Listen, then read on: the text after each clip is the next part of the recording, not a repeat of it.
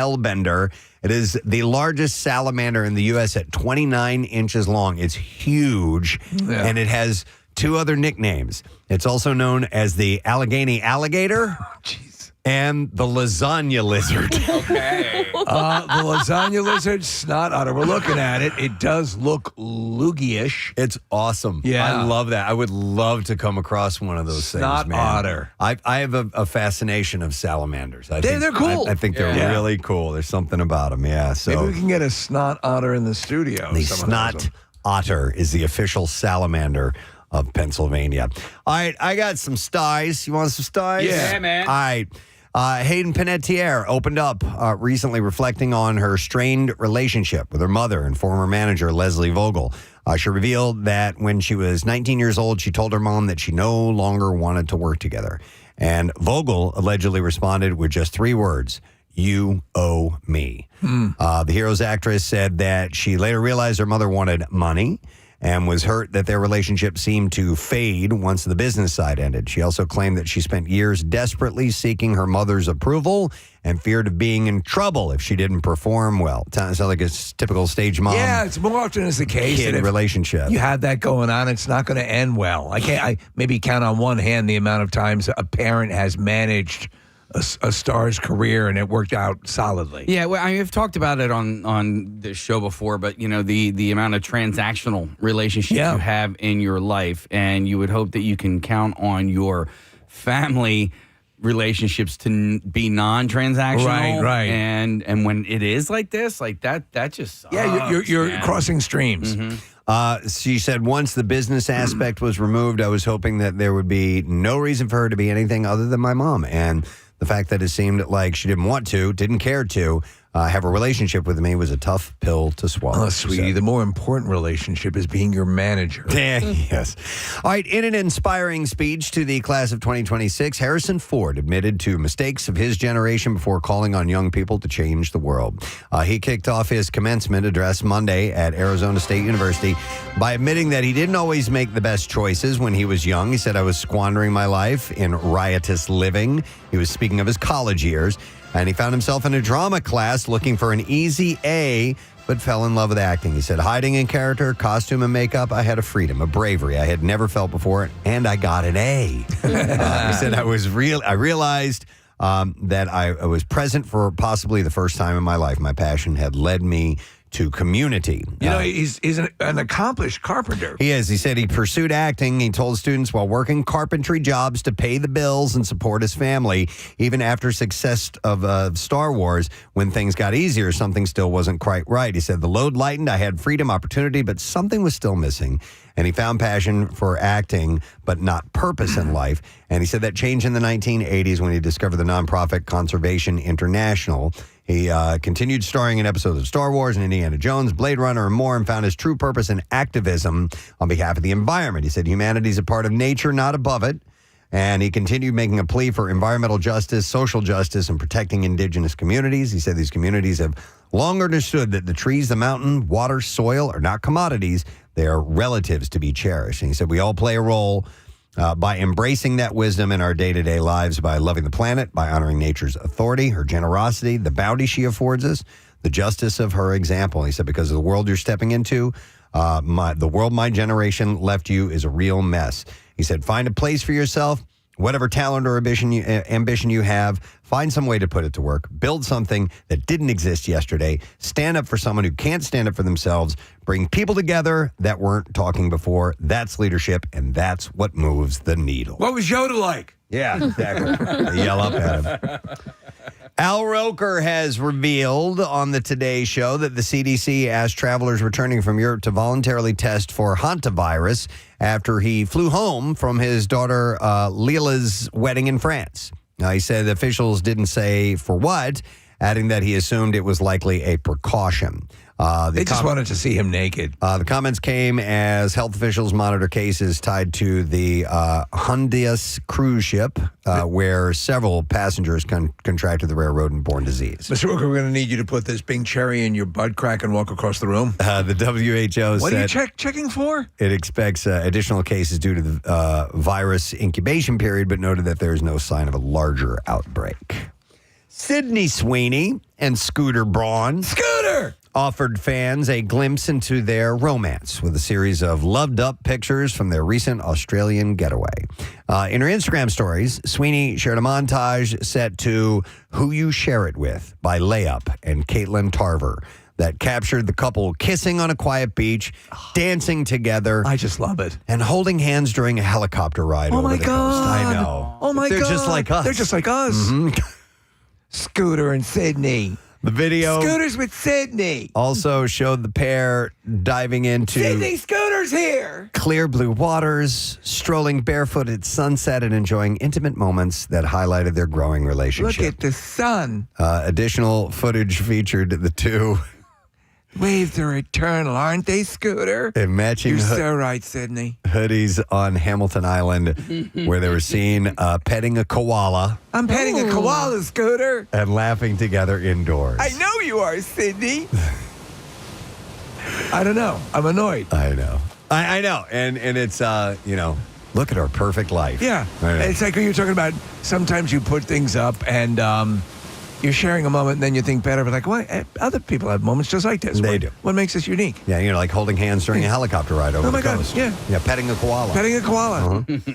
Sweeney captured the clips simply with a heart emoji, and she captioned them that, while Braun reposted the same moments in his story. There's no goddamn koala emoji. Sid and Scooter Don't yell at me, Scooter. No goddamn koala emoji on the phone. trouble in Paris. Shut up. Uh-oh. That's how quickly it turned. They most recently turned heads at Stagecoach. That must have been painful. The festival, I know. What are you doing to my head? Last month with clips of the actress on the businessman's shoulders circulating the internet. I found the koala emoji. Is there? Yeah, Oh, they do is have there? one. Yeah, they do. Too bad they couldn't. Maybe because they're below the equator. I think they were spelling Yeah. it wrong. Wow. Yeah, it's koala, G. not kaola. Wow. Emergency averted. All right, so yet another person has been charged in the death of Matthew Perry and has learned, well, they learned their fate. A person who was charged has learned their fate. Eric Fleming, a TV director and former acquaintance of Perry, was sentenced to 24 months in federal prison after pleading guilty to one count of conspiracy to distribute ketamine and one count of distribution of ketamine resulting in death. So the last I remember, there was that woman who I guess was the direct conduit. And how many more are said to be involved with I don't know this? how many more there are, but this follows the, as you were speaking of, Jasvine, the ketamine queen. Yeah. Saying she got 15 years, and Dr. Salvador Plasencia got 2.5 years as the third to receive jail time over the death. So I don't know who else is up for anything in that. So actor Matthew Rhys, who is in the TV show Widow's Bay, which I highly recommend. He plays the main character, plays the mayor of the town.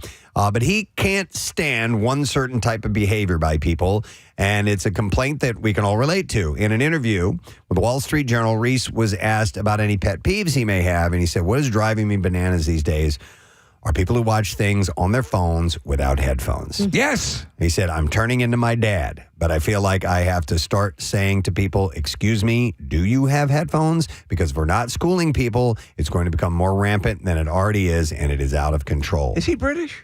I don't know. He was in the show The Americans, He was right? in The Americans, and then he was in that other. He was in Perry Mason. He played Perry Mason. Oh, okay. Yeah. Yesterday, I went to Penn Medicine Radnor and was waiting to get some labs done, and I was in the waiting room, and the woman at the check-in desk, all of a sudden, my hearing is garbage. Yeah. So I'm sitting there, I'm just on my phone, and I hear her very loudly go, excuse me, you cannot listen to videos on your phone with the speaker on. You have to try. Like, she jumped on it, like, Wow. immediately. Excellent. And was very, Yeah. she was very open about we're not going to tolerate this. No, they should. And I Yeah. appreciated that. I was like, thank you for I'm just doing that. going to start craning my neck and go, oh, what are we watching? You Yeah, know? yeah. Like, listen, I don't want to just listen to what you're looking at. I want to actually. touch you. I want to touch you. I wanna By the fight way, you. Matthew Rhys is Welsh. He's Welsh. So, yeah, How about that? He would have an accent for sure. El Paso, Texas will soon have thousands of soccer fans shouting, football is life. Ted Lasso fans will recognize, of course, that slogan as the mantra of AFC Richmond forward Danny Rojas, a super talented, super positive member of the show's team. The actor who plays him, Cristo Fernandez, played the role so well, he's been signed by El Paso's professional soccer team, the USL Championship team, El Paso Locomotive. As a player or an ambassador? As a player. He was a former player. Right. Fernandez had pro soccer dreams as a teen, but a knee injury when he was 15 put him on pause after a 2-month trial period with the Locomotive. Fernandez proved that he's still got game, and they signed him. That's I love awesome. that. I love that. Is he part of the new series at all? I don't know. I haven't heard his name mentioned in that, Steve. They're done filming. They're ready to go. But I love his character. It's so great. In a statement, the athlete said, "Football has always been a huge part of my life and identity, and no matter where life has taken me, the dream of competing professionally never truly left my heart." I love the episode where he's just crestfallen because he accidentally kills the dog. Oh, yeah. Literally on that episode right now. I just started rewatching it. He said, "I'm incredibly grateful to El Paso Locomotive FC, the club, coaches, staff, and especially my teammates for opening the doors and giving me the opportunity to compete from day one." The El Paso Locomotive's next game is May 27th against AV Alta FC. So he's going to be for real, professional. He was in a movie I was just watching, or maybe a TV show, yeah? where he played like a bartender, and I go, hey! And he was good. Danny Rojas.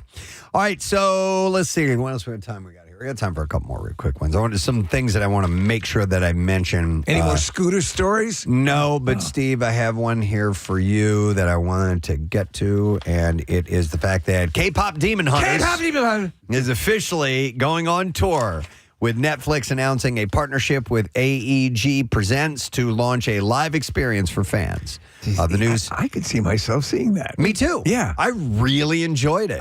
I love it. Yeah. The news came during the streamer's 2026 upfront presentation, where it teased that audiences will soon be able to experience the film's magic through the tour, and that it's going to be golden. The tour promises to recreate moments from the movie in immersive ways, while a wait list is now open for fans looking to find out ticket details and tour stops. Additional information, including cities and dates, is expected later this year as the massively popular Oscar-winning film continues to expand its popularity as Netflix's most watched film ever, by the way. And I got to believe with the Netflix house being in Philadelphia, they got to stop through. Now, that's not all. Discovery Channel announced a new Shark Week special inspired by K-pop Demon Hunters.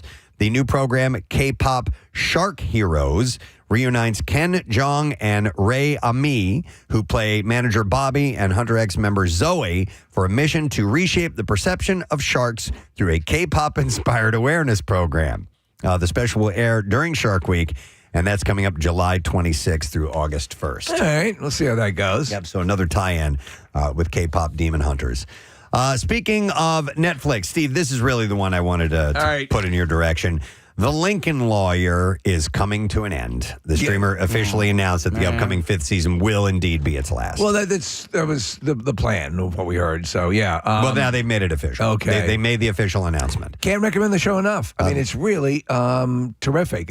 You think you're burned out on lawyer shows, but this one, in and above, the way the Pit, Preston, addresses, which it just rings true in sort of medical parameters. This is the same, I think, in legal circles. The 10-episode season is inspired by the 7th book in the Lincoln Lawyer book series, Resurrection Walk, by Michael Connolly.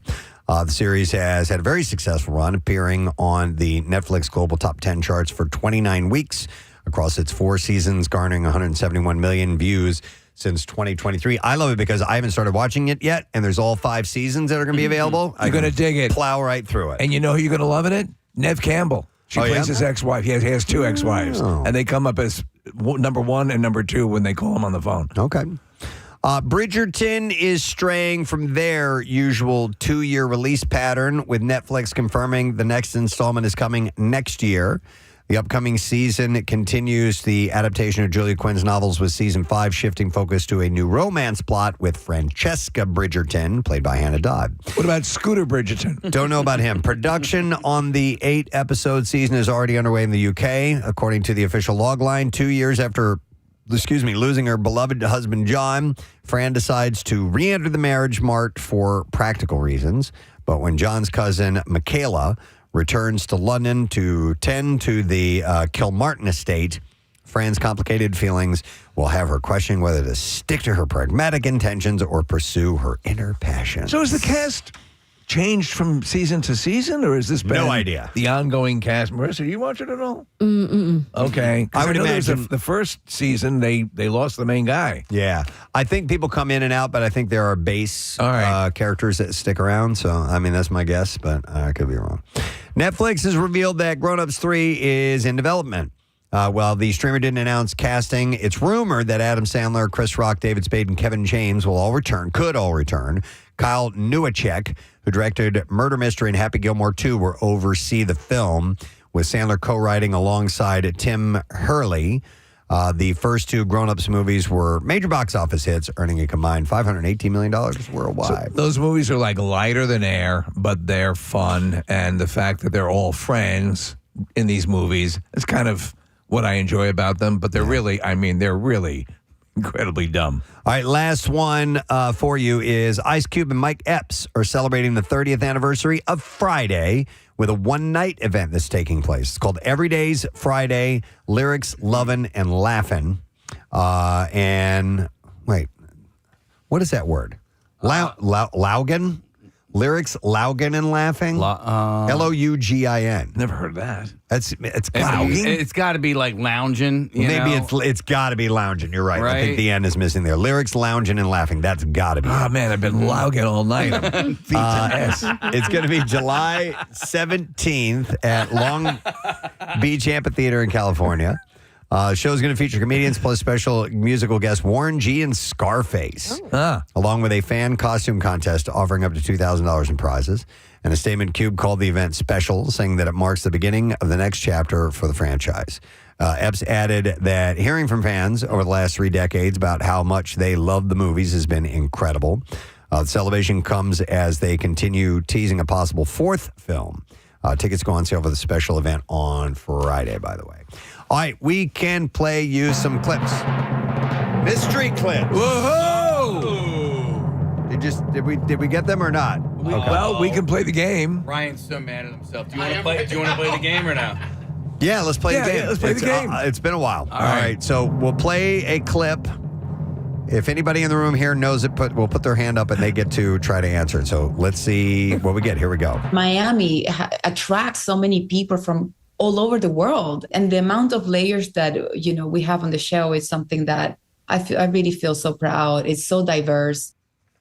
I never get these right. I have no idea. I don't think you would. All right, Case, who is it? Well, all right. So you're not going to get the actress. Yeah, it's very obscure. And is it Gwyneth Paltrow? It is not, and I don't think you're even going to get the show. It's here. I'll give that to you, Press. So I don't give anything away for the next one. A young woman in the Florida Keys seeks vengeance on those who destroy her family's drug smuggling business in MIA, and that was Danae Garcia. Oh, never would have gotten that. Talking about the city of Miami and how it adds depth to the show. Series premiere of MIA airs tonight at 10 o'clock on NBC. All right, here's our next clip. And this is yet again a mystery clip. I'm not going to look at what the source is, but let's see if we can get it. Here we go. I get to play this woman who wants to express how she feels inside with what she's wearing. She doesn't care what people are going to think. She will mix a pattern. She will, do some kind of a bow explosion on her neck because it makes her feel good. I have no idea. Is it? I'm thinking Devil Wears Prada because that's what I was thinking too. But it sounds like a mixture of like Holly Hunter and somebody else. No, we're never going to get it. Elizabeth follows. Elsbeth. All right. Elsbeth follows a brilliant but unconventional lawyer helping the NYPD solve crimes in the Big Apple, and that was Carrie Preston. All right. As she shares the importance of her character's wardrobe. So, what is Elsbeth about? It's a show after she's a Matlock. detective, right? Well, basically like a crime solver. It's a spinoff of The Good Wife. Yeah. She's like a lawyer, but that helps the New York Police Department. Okay. And she's quirky, right? Yes. Yeah. Very. New episode of that tonight on CBS. That's at 9 o'clock. All right, there you go. Mystery clips. Well done. Entertainment reports, all that stuff. We also had snot. What was it? Snot otters to kick things off as well. All right, we have some stuff going on, including some live music here in our studio. From Ashes to New, we'll be here. They got a gig tonight at the Fillmore, and they're going to come in this morning and play. It's heavy music, man, that they're playing early in the morning on the Preston and Steve Show. I'm looking forward to it. When I was listening through some of the library, I'm like, wow, okay, they're going to come in and do this acoustically in the studio? Don't know. All right, let's hear. Yeah, we'll find out. So that's coming up in the 9 o'clock hour.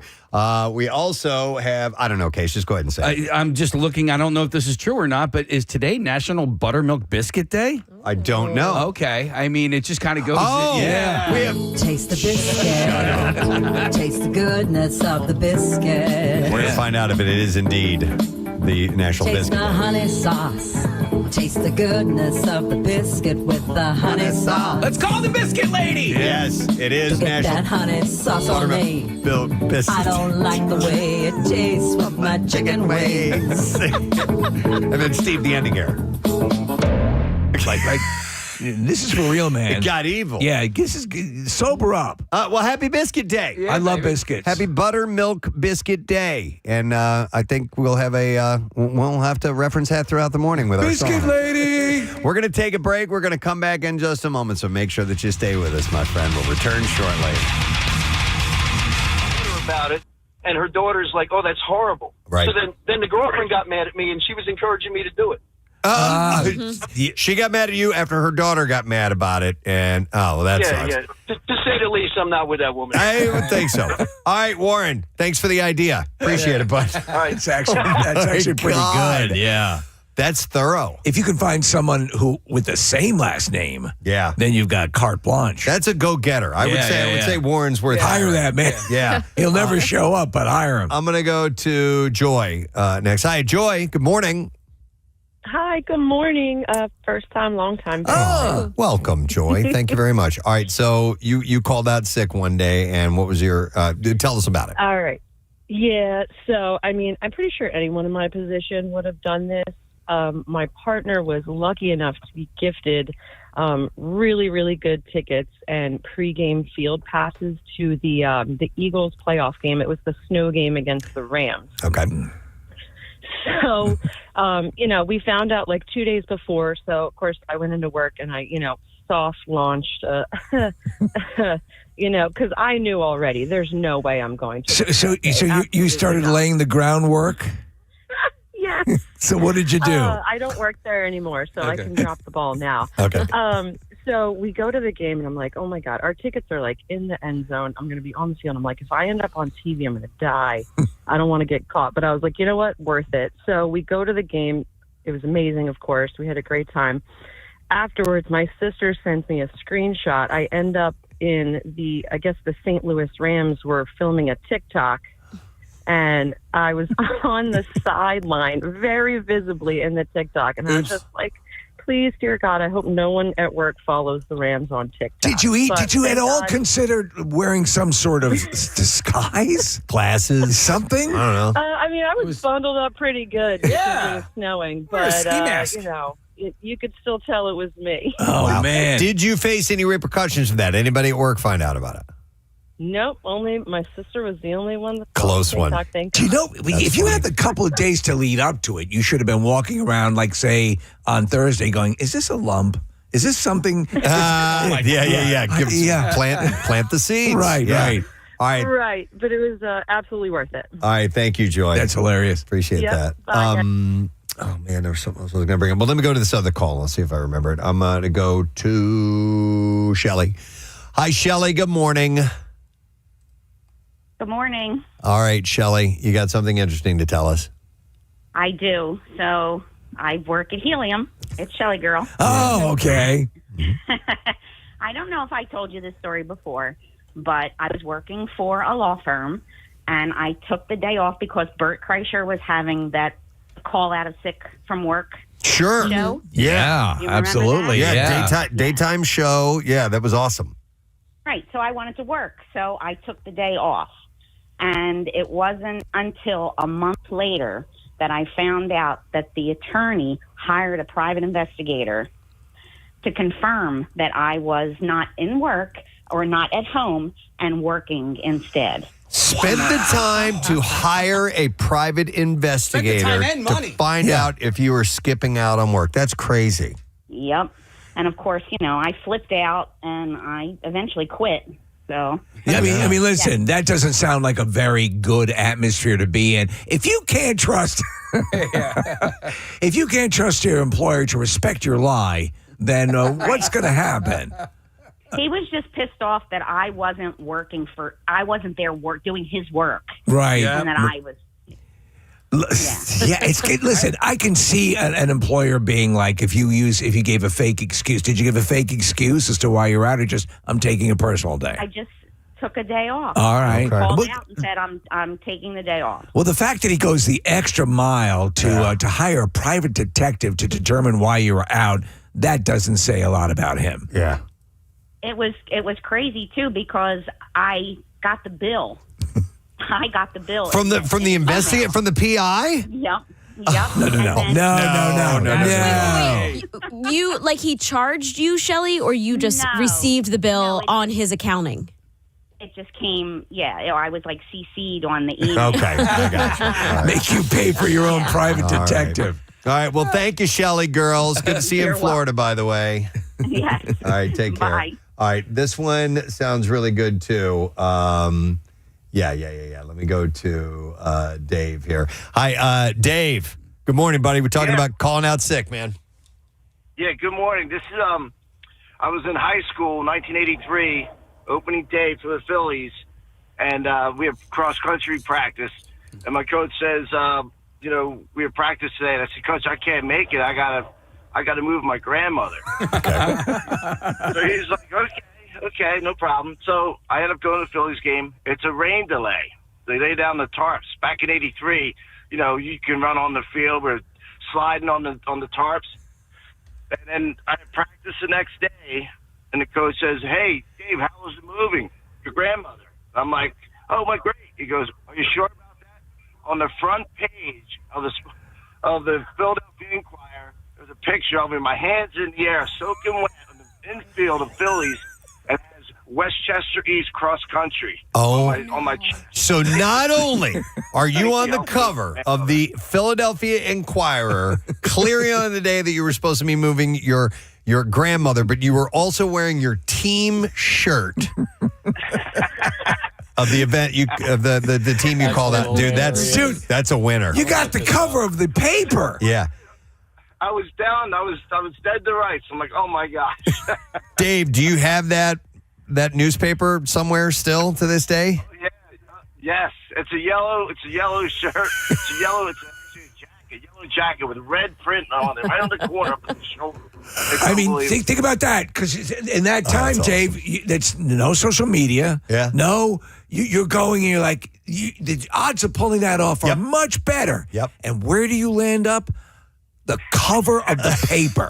And you're wearing the shirt of the team you blew off to go to it. That's great. Exactly. Well, I was walking around all proud. Look, I'm on a cross-country team, going to the game, and not realizing what I was wearing when I'm sliding on the infield. On my belly, doing belly slides and jumping up, and it was hilarious. That's hilarious. How many elements of the universe have to conspire to make that happen? Thank you, Dave. I appreciate you sharing that story. I'm going to look to see if I can find that. Yeah, that's hilarious. There's a few other newspaper stories here of people getting busted with their day off. I'm going to go to Austin next. Hey, Austin, good morning. Hey, good morning. Sorry to bother you at work. That's all good, bud. We'll take it. All right, so this isn't you, but a friend, right? Yeah, so 2008, win the World Series, and we have the parade, right? Yeah. And this is in Doylestown, Bucks County area. So we're in 6th grade. He calls in sick. So the next day, I think it was on a Friday, Monday, he comes in, teacher slaps a paper, face painted, mouth open, screaming, dead center, it's him. A picture on the local paper in the parade, undeniable. And just slaps the paper in front of him on his desk, says, "I see you were really sick." Short about it, but I mean, dead center, mouth open, full face paint, screaming his head off. Awesome. He should have said, the greatest. "Yes, can't you see my discoloration?" Yeah. That's how sick I was. That's great. Maybe his throat was sore from screaming so loud. Jeez. I love it. All right, thank you, Austin. I appreciate that. You would never at that time entertain the notion of that happening. What are the odds? This is not me getting busted story, but in 1982, the Cardinals won the World Series. I was at school. It was a school day, a regular weekday. and the Cardinals were having their parade downtown. Unbeknownst to me, I get called to the office. I'm like, what? I have no idea what. My mom and dad came and got me, and they took me to the parade. They said we got to pull press out of school. And it was so cool that they came by to do that, and they had essentially they had called out sick for me. That they had to come and get me. I had no idea what was happening. It was great. That's a wonderful memory. Yeah. My mom did that. Remember when Beastie Boys played that show at the Electric Factory when they were on their way to the Tibetan Freedom Festival? My mom called out sick to wait in line for me to get tickets. No kidding. Just to go get tickets. Just to go get tickets to wait in line. Then Did she like the show? Well, she had to bring us to the door because you got a wristband. She was like, nope, it's for them. Let them go. Oh, wow. Let's see. We have other people getting busted at sporting events, calling out sick. I'm going to go to Mike next. Hey, Mike, good morning, man. Hey, how are you guys? Good. What's up, buddy? So this was very recent. I work for a sports team at Villanova University, and obviously last week they were in March Madness, and one of my student workers decided to send me a text message about 2 hours before the game that he wasn't feeling well. Meanwhile, we had practiced that night. And we get to work, and I asked his coworkers. I said, "Hey, how's the boy Ryan doing?" And they pull up his Snap Map and a bunch of pictures, and he's down in Philly partying, watching the game. Oh, that's wild! You can literally check someone's location. Yeah. So sometimes I just said, if you would have just been honest and said, "Hey, it's my senior year, I want to go support the team," I'd have been all for it. But he thought he could pull one over on me there and get away with it. I thought it was pretty. Dude, that presents a whole bunch of other things. If you have, Mike. that sort of geolocating on the phone, or there are different apps. If you're following someone, that would allow you to know where they are. Yeah, we all in my family, we all follow each other on the Find My app, and so like a long time ago, I'm like, no little fibs about On the way home, I'm going to stop off at the driving range. Mine are little innocent, little detours. I'm like, well, I'm not doing that anymore. So, but yeah, we know where we are at all times. At the moment you're busted, like some of the stories that we've heard is like there's. It has to be like Roy Scheider seeing the shark attack in Jaws, whatever. It goes how do you know? Yeah, wow. Well, I hadn't considered this, so thanks for sending that article over, Steve. It's in the Inquirer about today being opening day and people calling out sick for that, and how one has to be careful. Especially with all the cameras and grabbing pictures and videos and posting on social media. Wear a disguise. It's not a bad idea. Keep a Hasidic rabbi's costume at the ready. Yeah. He covers you over really well. Yeah. All right. Well, anyhow, today is the opening day. 93.3 WMMR. Thank you, Kathy. Steve, you want to share some info? Yes, I do. In a fine form with our friends at Coors Light Mountain Cold Refreshment, our sponsor for all these years that we've been doing the event at Keenan's Irish Pub. So we're getting some stuff ready. We just need you to be a part of it. So come on out. Let's take a look at traffic. Marissa, what's going on this morning? We're jammed up on 76 eastbound between Spring Garden Street and the Vine westbound from the Boulevard out to Gladwin. Then there's a disabled tractor trailer. This is right before Montgomery on the eastbound side. The right lane, the right and center lane are blocked. Traffic is stopped back to the Boulevard. We're also slowing on 95 southbound from Academy out to the Betsy Rossett Bridge. This traffic report is brought to you by Share Ride Ride Match program. Whether you're visiting Greater Philadelphia for their summer festivities or you live or work in the region, there's a better way to get around. Try transit or carpooling instead of driving alone. PAcarpool.org, and that's your traffic on 93.3 WMMR. All right, thank you very much, Marissa. A reminder, Matthew Cachot, who is from Ben Salem High School, math teacher, our coolest teacher of the year. I got word we're going to talk to him around 10 o'clock this morning. He's going to call in. We chose another school at random. It's Father Judge High School in Philadelphia. Somebody texted and said they're off today. Are they? I don't know if there's a... It's Ascension Thursday. Oh, is it? Ascension Thursday. What is that? I don't know what that means. It's the Ascension. Okay. It's that thing. Yeah. All right. So anyhow, spread the word. I guess they're out today. Excuse me? I'm so sorry. I was just saying you can spread the word. That means they have nothing to do at home right now. Please do. Yeah, we want you to get the word out to fellow students and that they can vote until tomorrow morning. All right. So... Quote me, correct me if I'm wrong. Okay, but, all right, or quote you. Quote me. Definitely quote me. Please quote me if I'm wrong. Believe me, you guys have quoted me when I was wrong. True. It happens. Yeah. Jesus died. Yeah. He resurrected. Yes. And then he ascended.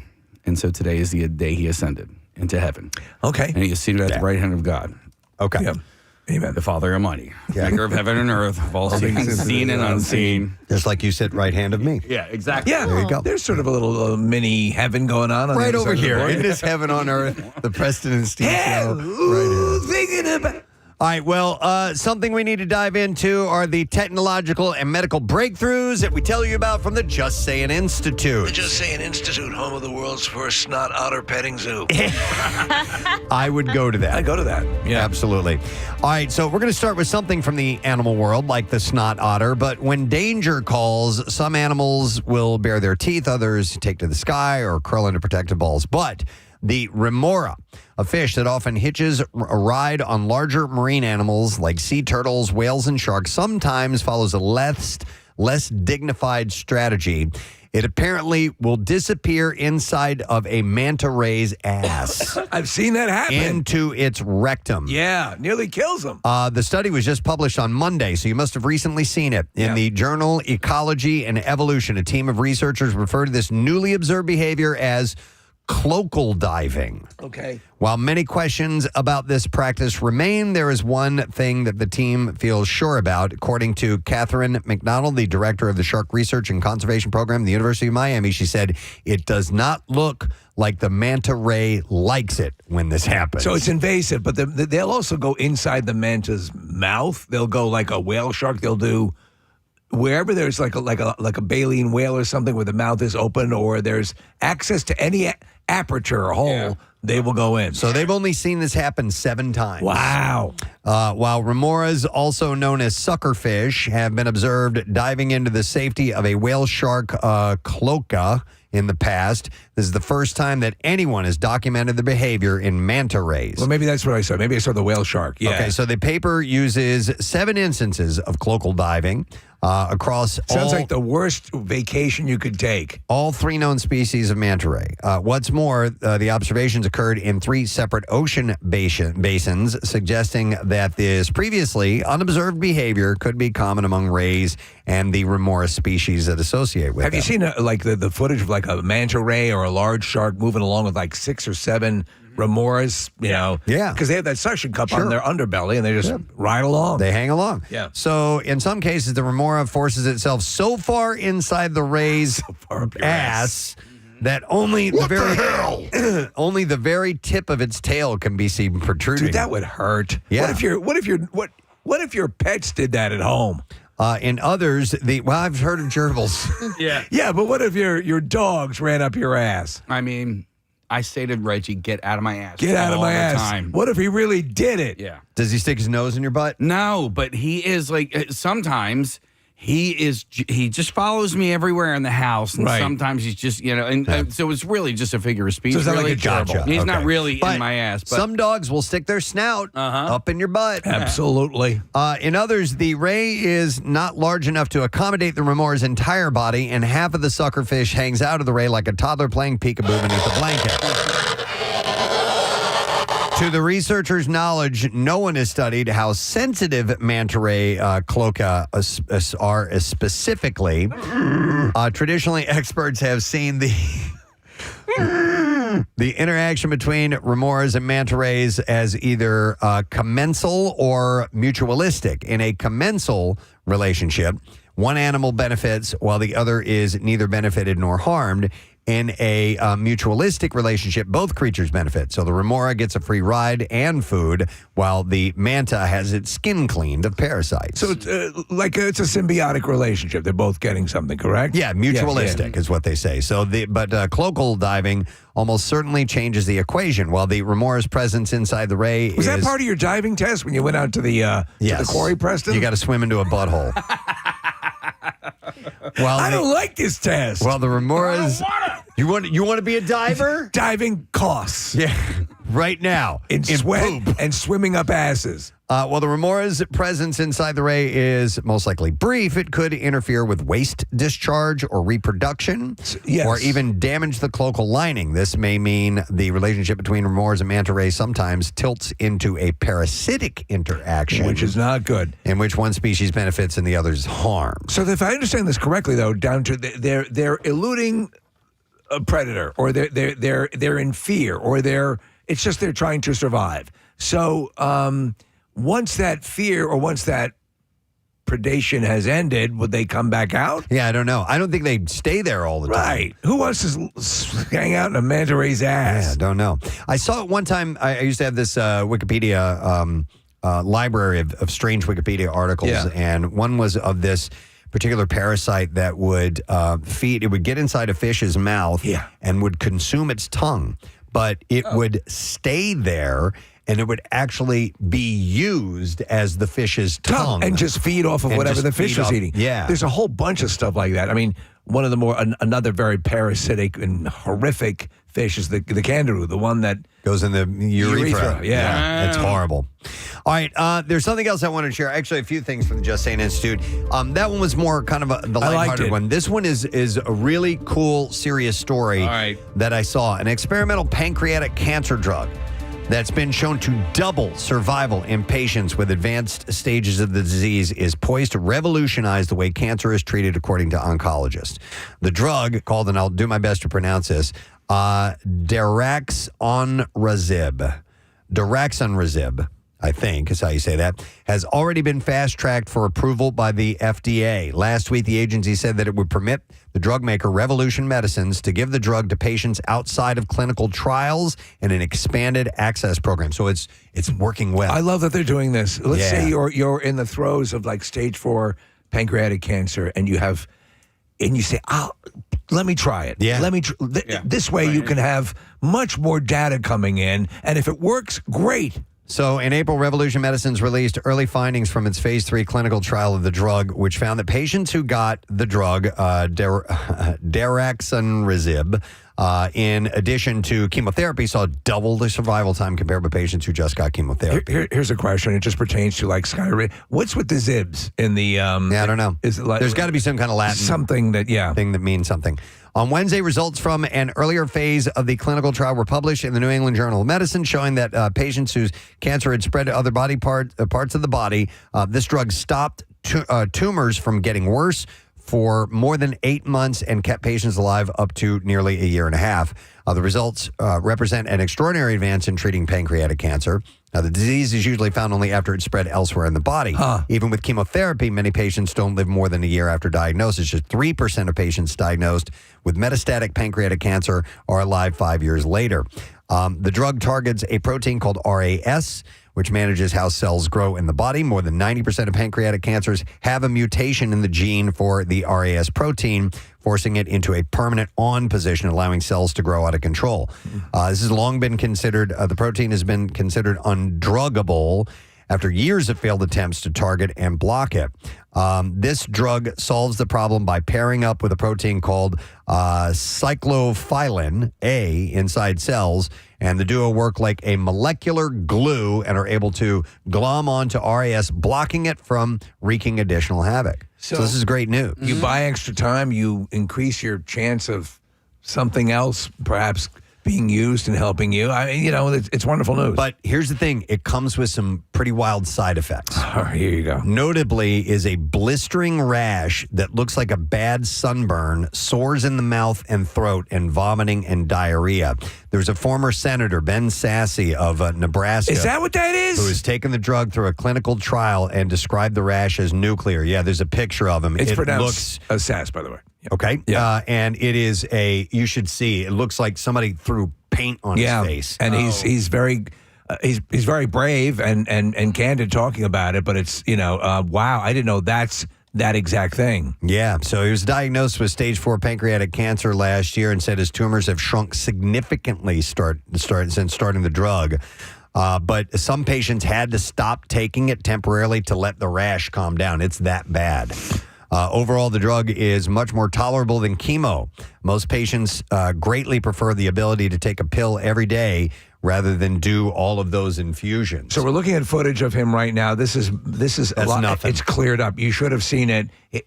Casey and Marissa, it I'm looked looking like at a picture. It looks like he had burns, fresh burns all over his face. I mean, is it pain? I assume it's painful. I don't know. Not really sure. man. Enthusiasm for the drug's potential has reverberated among doctors who treat pancreatic cancer patients. Dr. Sakara Padamanaban, a surgical oncologist and director of robotic liver, said, "I don't use the word groundbreaking lightly." He said, "This is going to have significant impact on how we take care of our patients." Great news. I thought you guys would want to hear about that. All right, how about we're going a different direction? If you've ever felt stalked by something seemingly not of this world, yes, you're not alone. Outer space aliens. Research that just came out might offer a mundane, if still profoundly creepy explanation for some of these encounters with the quote-unquote supernatural. Scientists in Canada exposed volunteers to low frequencies of sound normally imperceptible to the human ear, known as infrasound. And compared to a control subjects, people exposed to infrasound reported feeling more irritable and experienced higher cortisol levels, a marker of stress. And the study results suggest that hidden sources of infrasound can be a cause of the heebie-jeebies, often linked to reportedly haunted places, the researchers say. So these places might have something emitting this sound, Maybe. so that when you're in these areas or these houses or whatever, you're more prone to perceive paranormal stuff. Maybe. It feels spooky. Right. You Do you know? ever have a feeling of, you go into a place and there's a feeling of discomfort or dread when you go in? Yeah, absolutely. Is it the DMV? I mean, who doesn't feel that? A YouGov poll found that 60% of Americans believe they've experienced at least one paranormal event in their lives. Most common kind of otherworldly event at 35% was feeling a presence or unknown energy. Some people's paranormal experiences might only illustrate how suggestible our minds are to the mere idea that an old house or dark basement could contain restless spirits. That said, there do seem to be some places in the world where it's consistently easy to feel like that. I would say that the most, from my perception, and might be yours as well, Preston, because we were standing side by side when it happened, was that Eastern State Penitentiary sound recording, the EVP, right? Yeah. And we were both there and kind of witnessed something that we didn't hear when the recording was taking place, but we heard it on the playback. Yeah. And I had that scared me. No logical explanation as to why it happened. Yeah, and who knows? I mean, I don't know. Hell. Could be a snot otter. So some people's paranormal experiences might only illustrate how suggestible our minds are, like I said. But infrasound is defined as sound that is at or below 20 hertz in frequency. We normally can't perceive infrasound, though higher intensity infrasound can still be felt physically as pressure or vibrations. And people sometimes report feeling a sense of unease around it, and that's led researchers to study whether or not it might explain some hauntings. It came with some mixed results. The study's author's name is Schmaltz. That's a horrible name to have. Schmaltz and his team have previously... Schmaltz and Whoopi. ...have investigated... the potential effects of infrasound in notably scary locations. They've recruited 36 participants for a more controlled lab experiment.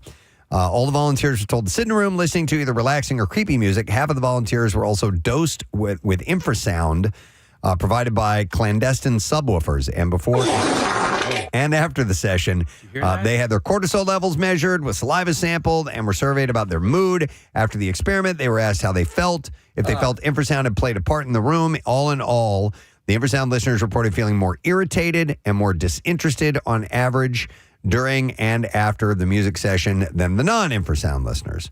And then they did a few other things. So they said that it was worth noting that none of this depended on whether people thought the infrasound was on. Okay, so the infrasound makes them believe they're hearing other things or experiencing other things. Yeah, possibly. Or did they felt uncomfortable?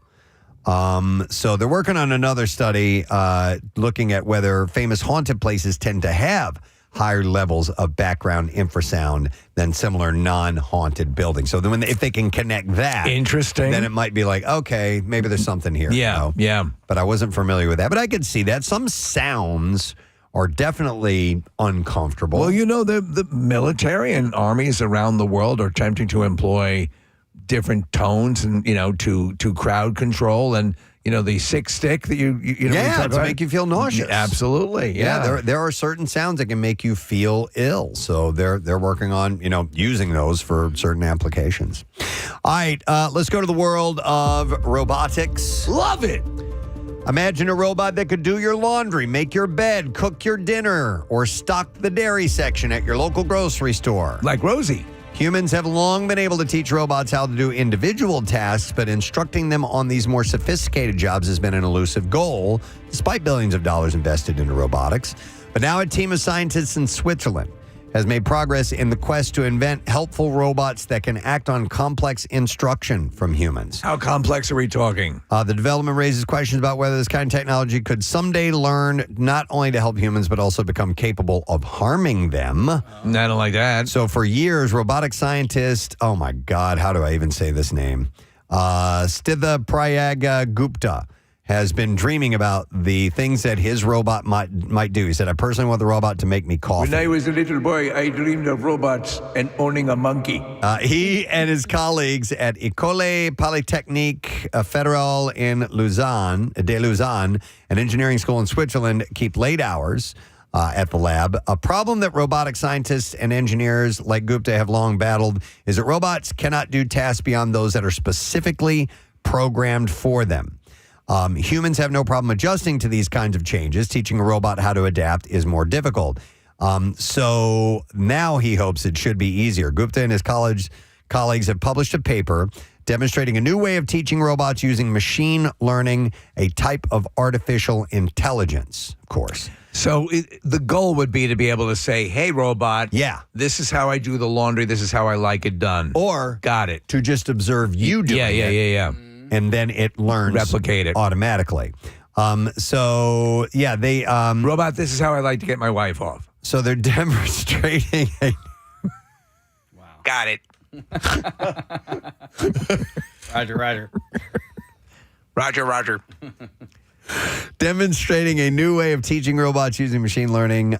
So the approach relies on kinematic intelligence. Okay. A robot's built-in awareness of how its own body can move safely through space. I had a discussion with my Alexa yesterday about movies, and I wanted to see how far it would go in just chatting back with me. It was pretty wild. Yeah, sometimes, and it's talking back to me. Sometimes, directors can think outside the box with bold casting choices. And I go, and the exchange. I knew I couldn't go too deep, but I was deep enough where that would seem like a regular conversation with someone who was a bit into movies and fairly well informed. I've never done that. Yeah. I've never done the talk to. Yeah. It's not really AI, is it? It's employing AI to get to the. So it's the newest, and I don't know if you have to activate it. I did on the one. I made a conscious effort to activate the beta form of the Alexa response. So I actively engage it a lot. They glean, I assume, from the data that they're getting from other people who are doing it to make it more conversive. Like there are versions of. I sent you the clips from this guy whose whole thing is that he throws off the AI assistant. There's tons of great videos of getting contradicting totally responses. Wrong. Yeah. Anyhow, in a video demonstrating the tech, robots with a single arm attached to the base watches a human instructor tosses a ball into a small container. The robots then pick up the ball and copy the instructor's behavior, adjusting for their own position and accommodating their non-human bodies. Robots are then capable of transferring these skills and knowledge to other robots.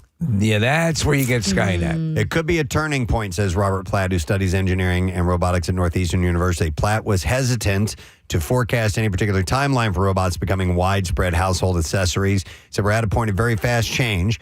Part of the reason why I hesitate to make predictions, look at what happened with the large language models, he said, referring to the generative AI chatbots such as ChatGPT or Claude that have been widely adopted. He said, we're a long way away, and then all of a sudden, we weren't. Could you get comfortable living in a world with your own Jarvis, in the house? Yeah, I don't know. Handling, things as you're conducting a conversation. Remind me of this, blah, blah, blah. Yeah. Do this. Or like Bicentennial Man. Yeah, Bicentennial Man, same walking thing. Around doing their chores for you. If a robot can self-correct and teach others, does that make it self-aware? So according to another expert, they said it looks like this robot is capable of doing some very impressive feats of learning, but that doesn't mean something has full-blown consciousness or inner awareness in the sense of that biological beings have it. So now you're popping over into Philip K. Dick, Blade Runner territory, where Roy Batty at the end of Blade Runner, when he says, I have experiences, I have memories. What makes me different than you, basically? Well, like she says, the critical distinction between robots and humans is feeling. Consciousness is the felt quality of experience. When you sip your morning espresso shot, when you see the richness of the sunset, when you have a headache, it feels like something from inside you. Right. But this lack of consciousness poses new questions about ethics. It immediately raises alarm bells in any AI safety researcher's mind.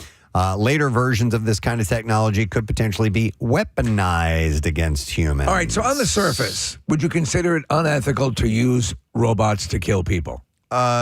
Robots to kill...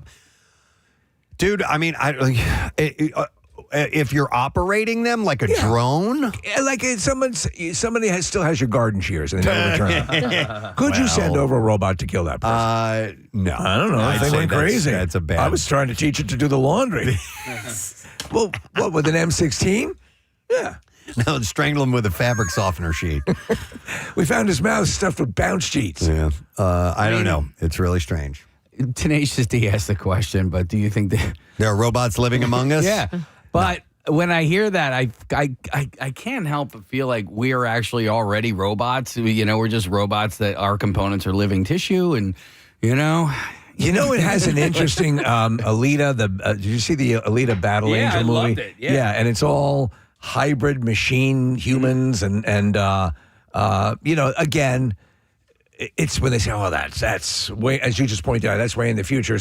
It's been proving more often lately that it's not so way in the future, that it's like right around the corner. Yeah. So you think we're robots? I mean, kind of like we are. Like we are. I think Jackie is. Adaptive robots. Because I'm from the future. I was thinking about when you were talking about this, a robot that can learn, right? So, and then that's like my children. But, when I try to explain something to my children, they're able to pick up some of the instructions that I'm leaving out, right? They're able to sort of adapt and go, okay, like for instance, I'll say, hey, go grab me that, and I'll whistle, right? I'm not telling them what to grab, but they're like, oh, he wants me to grab this pen. You know what I mean? So they knew that. I don't think that's a big leap if you're pointing at it, right?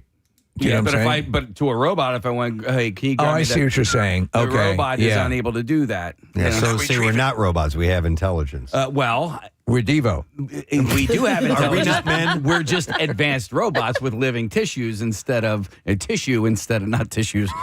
I need my tissues. Wires and. So I've got a runny nose. Okay. Yeah. Okay, you can believe that if you want to. Sure. I'm allowed to believe what you're Okay, absolutely. Most definitely. Yeah. All I want to say is we shouldn't be killing anybody.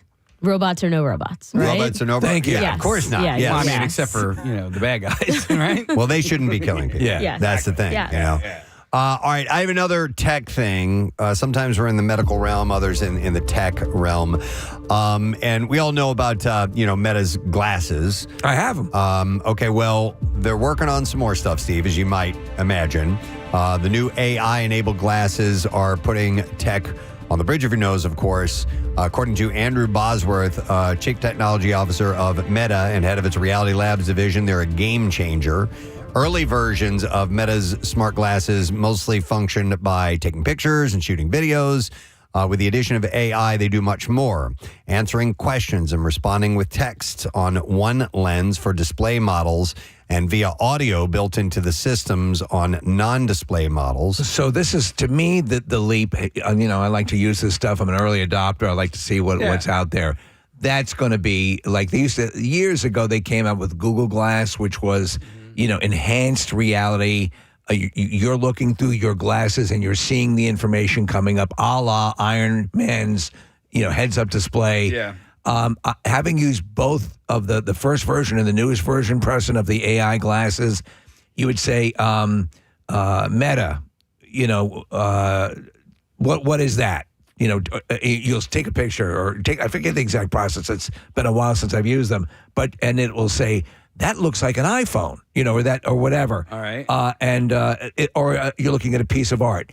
But it's all voice prompt. If you were to have it kind of as you're walking through a museum, they keep using that as a model, and you had it on identify paintings as I look at the mode, and the information could come up in your glasses, I think that's where it's going to be a massive game changer. So the latest Ray-Ban Meta 2 Gen 2 glasses start at $379, paired with Meta Neural Band. Oh, wow. $799 with the glasses. The specs can be controlled remotely via finger movements. Right. All of the current models of glasses provide the ability to use the ingenuity of artificial intelligence for gleaning information about, say, Steve, a painting that you're looking at. Engaging finger blasting. At an art museum. Or a conversation that you're having with someone speaking in a different language. In the latter instance, a translation of what the other person is saying appears on text on the lens that only the user can see. The sunglasses will provide real-world subtitles. That's where, when you're walking through a town you don't know, and it's giving you on your monitors, for lack of a better term, your glasses, directions, arrows pointing. What was I going to say? The newest version of the Mac, the AirBuds. They're going to have a camera on them. Well, they do a whole bunch of stuff, but they do the real-time voice translation, language translation, which is pretty wild. So if you're in another country and somebody's talking to you, it will translate in real time as they're doing that. I'm not always on board with this kind of stuff, but it sounds cool for like visually impaired people. Oh, it's absolutely. Then you could describe the surroundings. That's a part of this in this article. I mean, Marissa, if you're walking down the road and you're wearing these and it's using your location, make it right here, in 3 feet, The tough part about the translation part is that if the other person isn't wearing them, it's a one-sided conversation. Yeah. So what you might get is, with the glass, you might get a readout with a phonetic. How to respond. Yeah. Yeah. So continuing on with this, all of the current models of glasses provide the ability to use the ingenuity of artificial intelligence. Like I said, the glasses in the future, this guy Bosworth imagines the AI component getting to know you and predicting what you need before you have had a chance to request it. The glasses. If my glasses could get to know all about me. The glasses could sense that you're getting ready to leave the house and automatically offer advice on the weather. Already with a verbal prompt, a pair of Meta glasses can, for example, take the headache of finding your car in a large shopping mall lot. It can take a photo of where you're parked and send an image to your phone as a visual reminder. Bosworth said memory is a good one for the future. Imagine the glasses remembering where you left your keys or cell phone because it saw you put the items down. At a restaurant, they can see you signing the check. They'll tell you what a 20% tip is if that's what you tip. And they can also be a boost for party people who are bad with faces. Once a few privacy issues are sorted out. A few privacy issues. If you are at a party and come across a person you vaguely recognize, the classes could catalog all the people you've met and their identities and tip you off to someone's name and maybe a little tidbit of knowledge about them. But that's probably not going to happen. So then you wouldn't need an Anne Hathaway intercepting people like in The Devil Wears Prada, Preston, and telling you who they are. Press, do you wear, I can't remember, do you wear sunglasses when you play golf? No. Okay. So you don't wear any, okay. I don't wear any glasses that distracts me. One of the texts at the bottom there just said it could act as a virtual caddy. If you were standing there, follow the ball, look at the pin. All right, so like it tells you where you put your keys down. It tells you what code that you put into something. Well, what stops somebody from hacking this? Yeah, and then knowing your code. That is a terrific point, Marissa. So there's a big rush for these facial identification locks on your door, your front door. And yes, it's kind of cool, but someone is able to effectively hack in and replicate, pull the identifying file out. They have complete access to your house. I just have a fear that all of this is going to, as a race, as a human race, make us dumber in the long run because we're giving up on actually seeking things out and it's being spoon-fed to you. I know. I actively will sit. If I can't recall something, I will not jump on the search. Use your mind. Try it. I'm going to wait until I remember it. I'm going to wait till I remember it. Work that muscle. And I do it as often as I can, because if you're just automatically defaulting to that, fortunately, we're doing it with a show like this. We're kind of forced to kind of remember things. Not that we do it with any high degree of accuracy, but you have to work that muscle. Exactly, Preston. And the skill of like, hi, I'm so sorry, I forgot your name. Can you remind me where we met before? Sure. Using that, Like little social. humility and yeah, my name is Meatloaf Armpits. So privacy issues have already arisen for people who claim to have been surreptitiously taped with the glasses. They alert people that they are recording with a blinking light in the upper right-hand corner, but some people will cover that up with tape. But Bosworth noted workarounds to mask the light will likely get only so far at the moment. He said, if you cover the light up, we do our best to disable the camera. Well, there's illegally in Philadelphia, you can't wear any of those glasses in a courtroom. Yeah, exactly. And Marissa, you're right about people with certain disabilities. The glasses could be life-changing. Don Overton, who was in the Army, was blinded in an ordnance bunker explosion, uses the specs as a virtual personal assistant using voice controls. They help him get dressed and navigate as he walks around. He said, all the different adaptive technologies that I've tried in 30 plus years were never capable of giving me the levels of independence that I was able to receive with these glasses, and to be able to really lighten the burden on my wife. It's an amazing thing to have reintroduced into your life. Yeah. Are you guys aware of this app called Be My Eyes? No, do tell. So I just heard this about, pretty much people who are visually impaired can open it up, and then it calls random people. And if any of us are signed up, it'll say there's a call right now. And the person could say, can you tell me which one of these shirts is blue? So if you are visually impaired, you can just open up this app and call. And it's almost like... I'm sorry, call who? So it's almost like chat roulette, where you are just calling anybody who is signed up for this app. Oh, and they will, okay. I thought it was somebody in your proximity who's like right next to you, and like, how the hell would you get that phone number and say, hey, I'm sorry, I just called you. I'm right next to you here. It can be used for that. It shows it on video. Yes, and it is just calling strangers, anyone who is signed up for this app. Okay, but to my help friend, out. my friend has done it a couple times. She said she's had like great conversations with this person that's kind of like, hey, I just bought this new device. Can you tell me how many buttons are on it so I can figure out the pattern of buttons that I need to know? Could you show me your nipples? There was a horror movie Marissa made off of that app, and who responded. But yeah, it's pretty cool. Yeah. All right. Well, I thought these were worth sharing with you guys at the Institute, so we got to wrap it up. But hopefully you gleaned something from that, my friend. We have some live music that's going to be happening today in our studio, and the band From Ashes to New will be here. They got a show at the Fillmore tonight, and they're going to stop in the 9 o'clock hour and perform for you, my friend. We'll take a quick break, come back in a second. We got some B-File stories that are served up for you next. The new year, obviously, and today is and I've done this the past few years. It's a new me. Is it a new you? It's a new me. What is the earmark of a new you right now? Oh, losing 20 pounds. Oh, really? Oh, yeah. Did you allow yourself the latitude to enjoy the holidays fully? Very much okay. so. Yeah, exactly. Would that be represented with a large alcohol quotient, or was there a bit. Cookies and baked goods and ice cream? Okay. Yeah. But I took a couple days off. All right.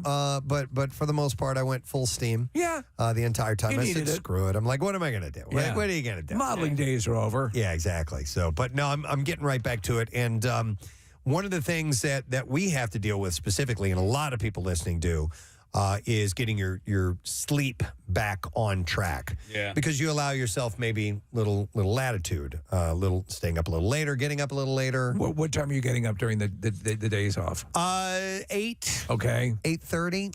Something like that. So I do 6:30 or 7, but my natural internal clock, and I'd say statistically in any given year since we've been doing this show, I beat the alarm. I cancel the alarm before it goes off by about 5 minutes.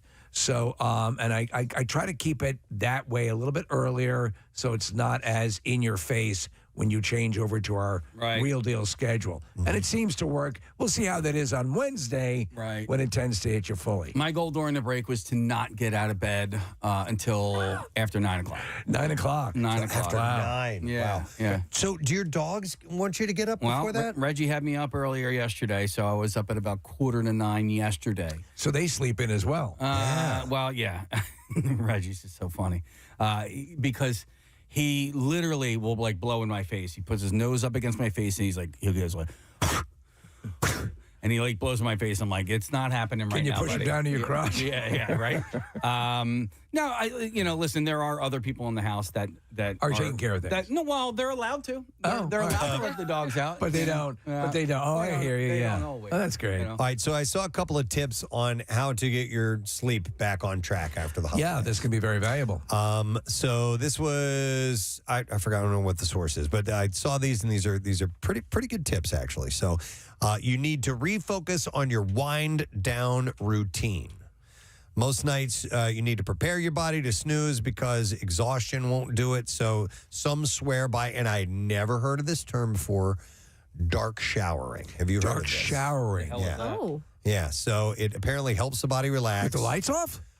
It's essentially taking a shower in the dark. Huh. Or with super low lighting. I'd never thought about that. Now we're morning shower people. Yeah. So I'm looking for the opposite effect. I'm looking for wake up, get going, let's get moving. Yeah, I don't need that to be a sleep aid. But this is apparently if you were on your way to go to bed. Could you move your bed into the shower? Maybe you could do that. Listen, I don't take. I think you just said it. Showers for me are get up, let's get going. Exactly. Aha. But I have heard that things like warm water, a warm shower, or warm bath, maybe an hour or so before you go to bed, does help you to some extent. So that I have done as well, but I will do warm baths like in the afternoon, and I haven't taken a bath in years. Warm bath in the afternoon. Yeah. It's kind of my shower routine. I'm like afternoon or evening showerer, and I like it dimly lit. Do you not shower in the morning? And sometimes. Okay. Like 2 or 3 times a week, All right. but not every day in the morning. And I love it piping hot, like burn your skin off hot. Right. So how about this dark showering? Could you imagine doing that with, I mean, you said you like it dimly lit, but how about like really dark? I think I could do it really dark. Okay. Yeah. How about dark shaving? Ooh. Yeah, that's smart. I'm awake now. Ready to go. I get the idea. It's sort of a spa type of vibe if you're just warm. But I I don't want to pass out in the shower and end up with a concussion. So other things you can do to help relax the body are journaling. Journaling, no. Or you can, I'll be in the study journaling. Or you can pick up one of the books you got. Bring for my Christmas. chamomile tea in there. Yeah.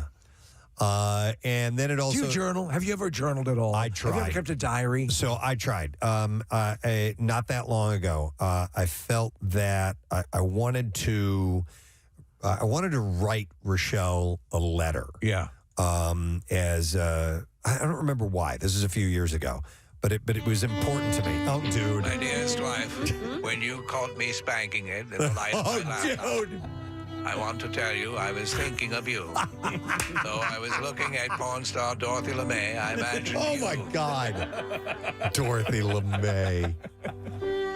It's taboo, right? Yeah. All right. Anyway, no, I wanted to write her a letter, and my handwriting was way out of whack and needed to be brought back up to speed. What is this gub? And also. Just stringing words together. I don't write that often. I am not a writer. It's part of the reason why I don't really post on Instagram that much is because I struggle with the written word and conveying what I want to convey via the written word. So I wanted to practice at it. It's funny you should bring it up. So I started journaling, and then it went away after a month or so.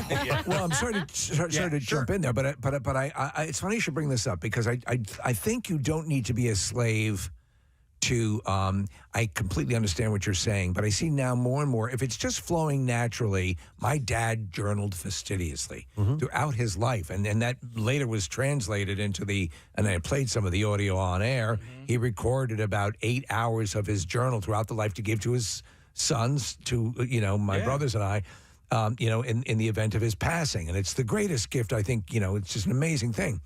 But he had a flair for that. I like to think that I'm pretty good with that as well. But I see more and more people just sort of just writing the words the way they come out, and don't be don't be constrained by it. Your feelings will come through. Does that make any sense? It does. Are you talking about it on social media? Well, journal. Your private journal. Okay, yeah. Because it's not, unless you have intent of publishing it, and then you'll get somebody to clean it up. No, not at all. But I mean... But I will hand wring over social media because, I mean, people are so kind. Yeah. Oh, by the way, and I'm pretty good with this, and I just wrote, I went to the store EYE. Because I'm just so distracted. And you feel like, now I look like a complete moron. Yeah, but those comments help your algorithm, Steve. Oh, yeah. No, I did see a suggestion of journaling and writing things with the staunch idea that you never need to go back and reread it. Just let it out. Kind of can be practiced. Yeah. It's kind of what you're saying, Steve. Just let your write. feelings end up on the page and grammar be damned. The act of doing it is supposedly cathartic. It's like spanking it. It's like that. Just the act alone. Act as if, what does they say? Dance as if no one is looking. Spank it as if no one is looking. All right, you can also start a gentle pre-bed exercise. I do. I fart. It says, you don't want any strenuous workouts to get the blood pumping right before bed, as that rush can make it harder to drift off. Lighter physical activity can be calming. I do 200 burpees. Yoga and Tai Chi are linked to better sleep as they help lower the heart rate and can erase racing minds. Would you do to me, that's not something I would do. Would you do like a transcendental meditation thing or a meditation? But I have done, and I got into a pretty good habit of it, and it's part of one of the things I'm going to start doing again is just 10 minutes before bed is just stretch. Yeah. It's just do a full body. Right. I'm not spending a lot of time stretching, but I make sure that I do pretty much all of the major muscle groups and just do a stretch before going to bed, and that's something I want to get back to doing. That does help me drift off. That was it. Wait, I can't get my ankle is behind my head now. Way better. All right, and then they suggest that you gradually adjust your bedtime. Because it says suddenly forcing yourself back to, that bedtime may leave your body clock a little bit weirded out. So instead, they recommend heading to bed 20 minutes earlier every night to slowly get back to your usual bedtime if you have drifted like a few hours. I see. Yeah, that's why I sort of keep it somewhat linear to my during the vacation for us is the night before, as opposed to how late you can stay up, as opposed to the day of the vacation or the day off. Yeah, I'm not obviously with these hours, I'm not a late night person at all anymore. But New Year's Eve we did stay up till about 2, and that's like way crazy late for me. I get up at 3:45 to go to work. So then it kind of, after we did that, the last few days have tweaked me, and I've been staying up late every night until at least midnight. So last night I had to force myself to get my ass into bed. I tried, like I say, okay, I'm gonna make sure that I'm asleep I usually am asleep by 11. Which is still not enough sleep, but it's the way my schedule goes. I ended up watching that Screamboat horror movie. Screamboat Willie? Screamboat. So, because I couldn't get to sleep. The worst thing to do, the hardest thing to do, force yourself to go to sleep. I'm going to go to sleep now. It just doesn't work. It's tough to do. Yeah. But and like I told you at the beginning of the show this morning, I'm like, today, got up, no problem. Yeah. Tomorrow, probably no problem. Wednesday, forget it. It's always, there's like a 2-day thing, and then a crash is going to hit. Consider that a taper's alert. Yeah, totally. You're going to want to record Wednesday show. Yeah, I guarantee you I will be out of it. So, but listen, a lot of people are having to deal with kind of getting back. If you were lucky enough to have some time off at the end of the year, some people don't get any time off. When I think of the way my schedule was when I was doing stand-up, I was often getting home at the time I wake up now. I bet. Yeah. It's just insane to think that was my life years ago. I know. And now that's completely alien to me. God, I remember when I was first approached at doing morning radio, I said, no way. No. I said, you are out of your mind. There's no way I want to get up that early in the morning. It was not uncommon for me, Casey, you talk about the way you do things now, to put on a movie I really wanted to see at 11 o'clock at night. Yeah. And sit there and watch it till 2:30, 3 o'clock, because that was the way I was wired. You know? Yep. This is crazy. Not anymore. Not anymore. All right, here's another thing to keep in mind as we move into the new year and after, everything that that you've gone through over the past year, kind of reassessing not just getting some sleep or getting exercise and so on, but this is a good time to assess like decluttering things. Oh. We did replace the smoke detectors. Yes, we did that because they recommend you either do that on a holiday or daylight savings time. I just disconnected them because they're so annoying. I know. Always chirping. Yeah. But another thing is decluttering, and I have a couple of tips here in a second. I had this gigantic pile of clean laundry in the corner of my room that just for some reason, honestly, like, because I hang up my T-shirts, right? And so I would just kind of like, just when and they were mainly, I would say 90% of it was T-shirts. So you consider hanging up, throwing them in a pile? No, well, instead of hanging them up, I would just kind of like put them on top of the pile. See. And so essentially for the last couple of months, I had just basically been living off of like two piles. No, two laundry baskets. So like whenever that laundry basket would get full, then I would like clean them, and then so I was living off of the same clothes for a couple of months, and then finally I went and I spent a few hours just kind of organizing everything, and then, and is there a greater feeling in the world, dude? I mean, listen, just I know looking at it like and people. Okay, what the hell's going on over there? It's been a long time. But something foul came out of Casey's ass. I farted my pants. It's okay. Everywhere. I'm sitting here and I'm like, something warm is wafting over this way. No. And then I look at him and Casey's just sitting like this. He's just waiting. And I'm like, oh no. Yeah. You could Okay. feel it? It was like a warmth, Marissa. Yeah. We talked about that the subharmonic sound that makes you think you're seeing ghosts. Yeah. It's very similar. Something wicked this way comes. Well, fortunately, we'll fumigate the studio before, from ashes to new get here. By the way, the band has arrived. They're here already. That's amazing. Amazingly prompt and early. So we're going to get those guys in a little bit. They're playing a gig at the Fillmore tonight. So stay tuned for that.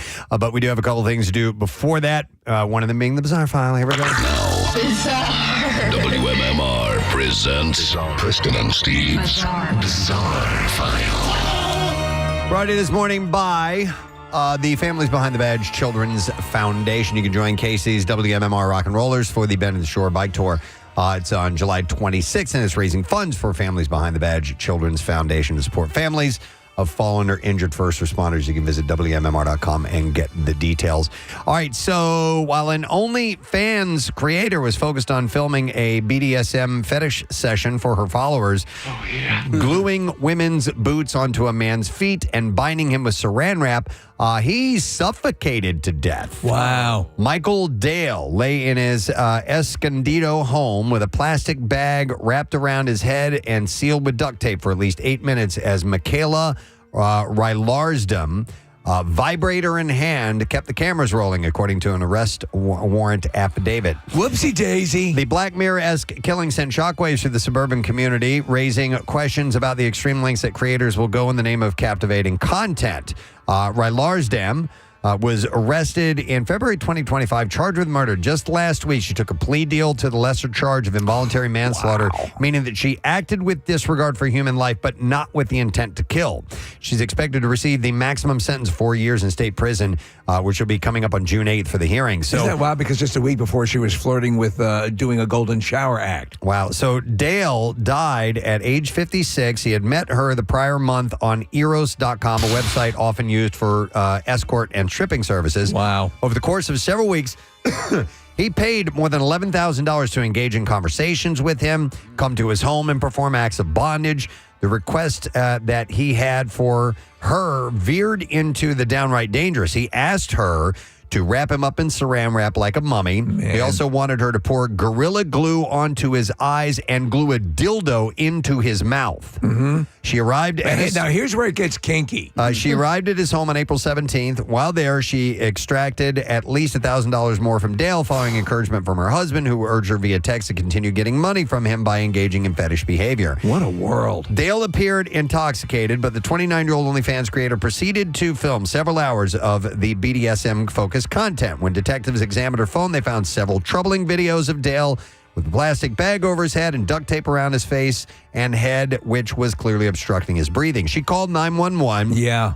When officers arrived, she was performing CPR on Dale. He was unresponsive and not breathing. Paramedics took him to the hospital. He was declared brain dead. A few days later, taken off of life support. Listen, I know all of us have used Gorilla Glue for sex, but there's a point at which you've gone too far. The San Diego County Medical Examiner's Office ruled his cause of death to be asphyxia and classified the manner as a homicide. So the sentencing is coming up. That's messed up. All right, an authentic replica of the famed talking car from the classic show Knight Rider that's been sitting in an Illinois museum for years just got a traffic ticket. The Volvo Museum said they received a $50 ticket in the mail from New York City. According to the citation, Kit was speeding in a school zone on April 22nd. But the museum said the iconic 1982 Pontiac Firebird Trans Am has been in the place and on display for years. They believe that the New York City system may have linked the speeding car's novelty license plate reading Knight to the car in the museum. So the museum has since requested a hearing about the ticket to get it dismissed. This is absurd. Yeah. Pierre's Minerva was on display outside of the Jewish Museum at what is that? It's like 6th and Market. Yeah. The PPA kept leaving parking tickets on it. Really? Because it was just parked on the sidewalk. Oh, as display. Yeah. Yeah. Oh, I guess you got to get your It's just a facts display. straight. Yeah. Well, they saw any vehicle Piero, and they just figured it was fit to be ticketed. Yeah, why not? All right, a woman who went viral for stabbing a Brazilian hairdresser for giving her a bad haircut was arrested in the UK last year after allegedly taking her clothes off in a bar and assaulting police. She might have mental issues. Footage of the moment that Laís Gabriela Barbosa de Chuna took out a kitchen knife from her handbag and plunged it into Eduardo Ferrari's back in Sao Paulo after complaining he had ruined her fringe went viral last week. The 27-year-old was arrested on suspicion of wounding and threats of being overpowered by salon staff following the stabbing. The victim's lawyer has, however, said that they would press for attempted homicide charges and accused her of being using a homophobic slur before the stabbing. Have you ever stabbed somebody who gave you a bad haircut? Not lately, so it's hard to remember all the times, you know. So according to a document, she had a case that had happened to her before, a bizarre incident in a bar last year in which she was detained under a health act. So she became agitated, took her clothes off, assaulted police. It was not immediately clear how the document had been obtained, but Laz defense lawyers are expected to use it to allege her actions last week were the result of mental health issues. Yeah, I think they'll get a case. Yeah, so the footage at the hair salon showed her standing beside stylist Eduardo Ferrari as he worked on another client's hair. With his back turned, she pulled out a knife from her handbag and stabbed him between the shoulder blades. God. Yeah. Two men immediately sprang into action. They restrained her, and she ran towards the exit in a panic. She got away. So she clearly knew she'd done something wrong. Yeah, absolutely. Yeah. So she had complained that he gave her a bad haircut, and Eduardo is apparently deeply shaken as a result of what happened. But fortunately, he's okay. He didn't die. Have you ever seen stabbed in the back? Those signs: if you liked our service, tell someone. If you didn't like our service, stab us. Yes. Yeah. Maybe she was just taking that literally. I don't know. So two more quick stories. A truck in the UK has become stuck in a sinkhole on a rural road in Somerset after being sent to fix that hole. Contractors, poetic justice. A company called Stabilized Pavements were sent to fix holes when the ground gave way. It was stuck at nearly a 45-degree angle, forcing the workers to abandon it.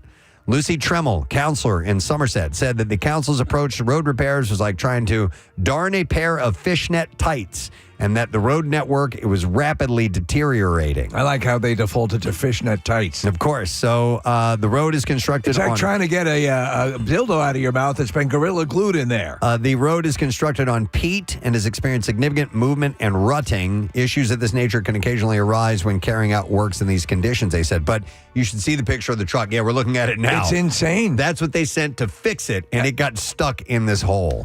All right, and then one last story. A Carnival Cruise Line guest died after driving a mobility scooter off the pier at its private Bahamas destination, Celebration Key. Oh, my God. Yeah, the incident took place in early May when the Carnival Celebration ship was visiting. According to the... I can make it! To the cruise line, they said Carnival teams responded, successfully retrieving her from the water. Despite resuscitation efforts, she did not survive. The ship was on a week-long Eastern Caribbean cruise at the time. Did she accidentally hit the control or something? They don't know. The Bahamas police said that its initial investigations found that the guest, who was 88 years old and from the United States, reportedly lost control of the scooter, Steve. It's believed to have struck her. She's believed to have struck her head against the hull of the vessel before entering the water. Oh, knocked her out. The cruise line and police did not share the guest's identity. The investigation is ongoing and an autopsy would be performed to determine the cause of death. But yeah, she drove her mobility scooter right off. Wow. The thing. I saw a video on Instagram. That's it in the bizarre file, by the way. So on Instagram on video the other day, in case I got to show it to you, it'll crack you up. It's a guy who souped up a mobility scooter. I saw it. I mean, I saw it. He's popping wheelies. Yep. He's drifting. Who's the dude? It looks awesome. Is it like the footage we saw the guy who was going 70 miles an hour? He wasn't going that fast. Yeah. He was more off-road. Yeah, it was off-road. There's one, though, of a guy on a highway. Like, on one of those. Yeah. He I love souped that. it up. I love that. Absolutely love that. All right, so we got a few things taking place. As I mentioned earlier, from ashes to new is going to be here. Oh, and it's National Buttermilk Biscuit Day. Oh, yes. Today. Right. So we're happy. We're not really celebrating, Taste the but biscuit. we're acknowledging it. Taste the goodness of the biscuit. And actually, believe it or not, we have another biscuit Taste song. the- Oh, please. No honey sauce, but we have this. Now buttermilk biscuits, here we go. Sip the flour, roll the dough. Clap your hands and stomp your feet. Move your butt to the funky beat. Buttermilk biscuits. I like that, too. That's Sir Mix-a-Lot. That's our Mix-a-Lot pitched up? Uh-huh. Yeah, that's great. That's excellent. By the way, I legitimately love buttermilk biscuits. Hell yes, yeah, dude. yeah. They are absolutely outstanding. All right, let's take a break. We'll come back in just a moment and performing shortly in the 9 o'clock hour from Ashes to New, who are playing a gig at the Fillmore tonight. Honestly, to be a gig tonight and they're coming here this morning is very cool. Yep, so we'll have that in a bit. Stay put. We will be right back. It just sounds like, it's like, what has your life become? When you lift those things that are just hanging over you, like, God, I got to get that closet done. I know it sounds stupid, but unless, like, the pride of a well-organized garage, it means something. That's next on my list. Yeah. Dude, a happiness is clean socks and underwear. Clean socks and underwear. When my underwear and sock drawers are full, I'm like... And you don't get it. But let me tell you this. The members of Godsmack, their sock drawers are completely organized. Yeah, absolutely. Yeah. All right, so here's some things. This is likely things in your home that you could toss out or donate without a second thought. And if you find these things in your home, it's pretty safe to say goodbye to them. So here are the recommended things. And I think this is a good idea. Number one, holiday decor that you didn't use this season. This is the perfect time to reassess. If you have everything out right now, and then you have a bunch of other things that didn't make it out, consider whether you may want to consider donating those or getting rid of that. Honestly, and it's not passing the litmus test. And you can also evolve your decorations. Yeah. So for the longest time, I thought the Coca-Cola polar bears were adorable, and there was a Coca-Cola had a whole line of things, and it was just cute. They never come out, so we donated them, and yes, it's a great time to cycle that stuff out. If it's not sitting out now, it's probably because you don't like it or don't use it or have no intent to use it. We have had this a little bit smaller than life-size Santa Claus that, there's a button and it sings and all that stuff. We have the same thing. Okay. It's great. Well, its head fell off years ago, right? Decapita Claus. And so... Decapita Claus. Dude... So now I literally, in his one hand, I have him holding his own head, which I think is really, really funny. But it's magical, you know. It is going in the trash tomorrow. Yeah. But for years, this thing, like, we would just kind of like place the head on top of it, and anytime you bumped it or whatever, the head would fall off. I love that. Oh, Dude, though, but it's time to go. You could bring it in here. It would actually work as a decoration here to cap a clause. Oh, man, that's just another step. It's just so much easier to put it out in the trash today. All right, here's another thing you need to assess: your camera roll. All right, that is arduous. That's a lot. If you have thousands and thousands of pictures, it's a lot of work.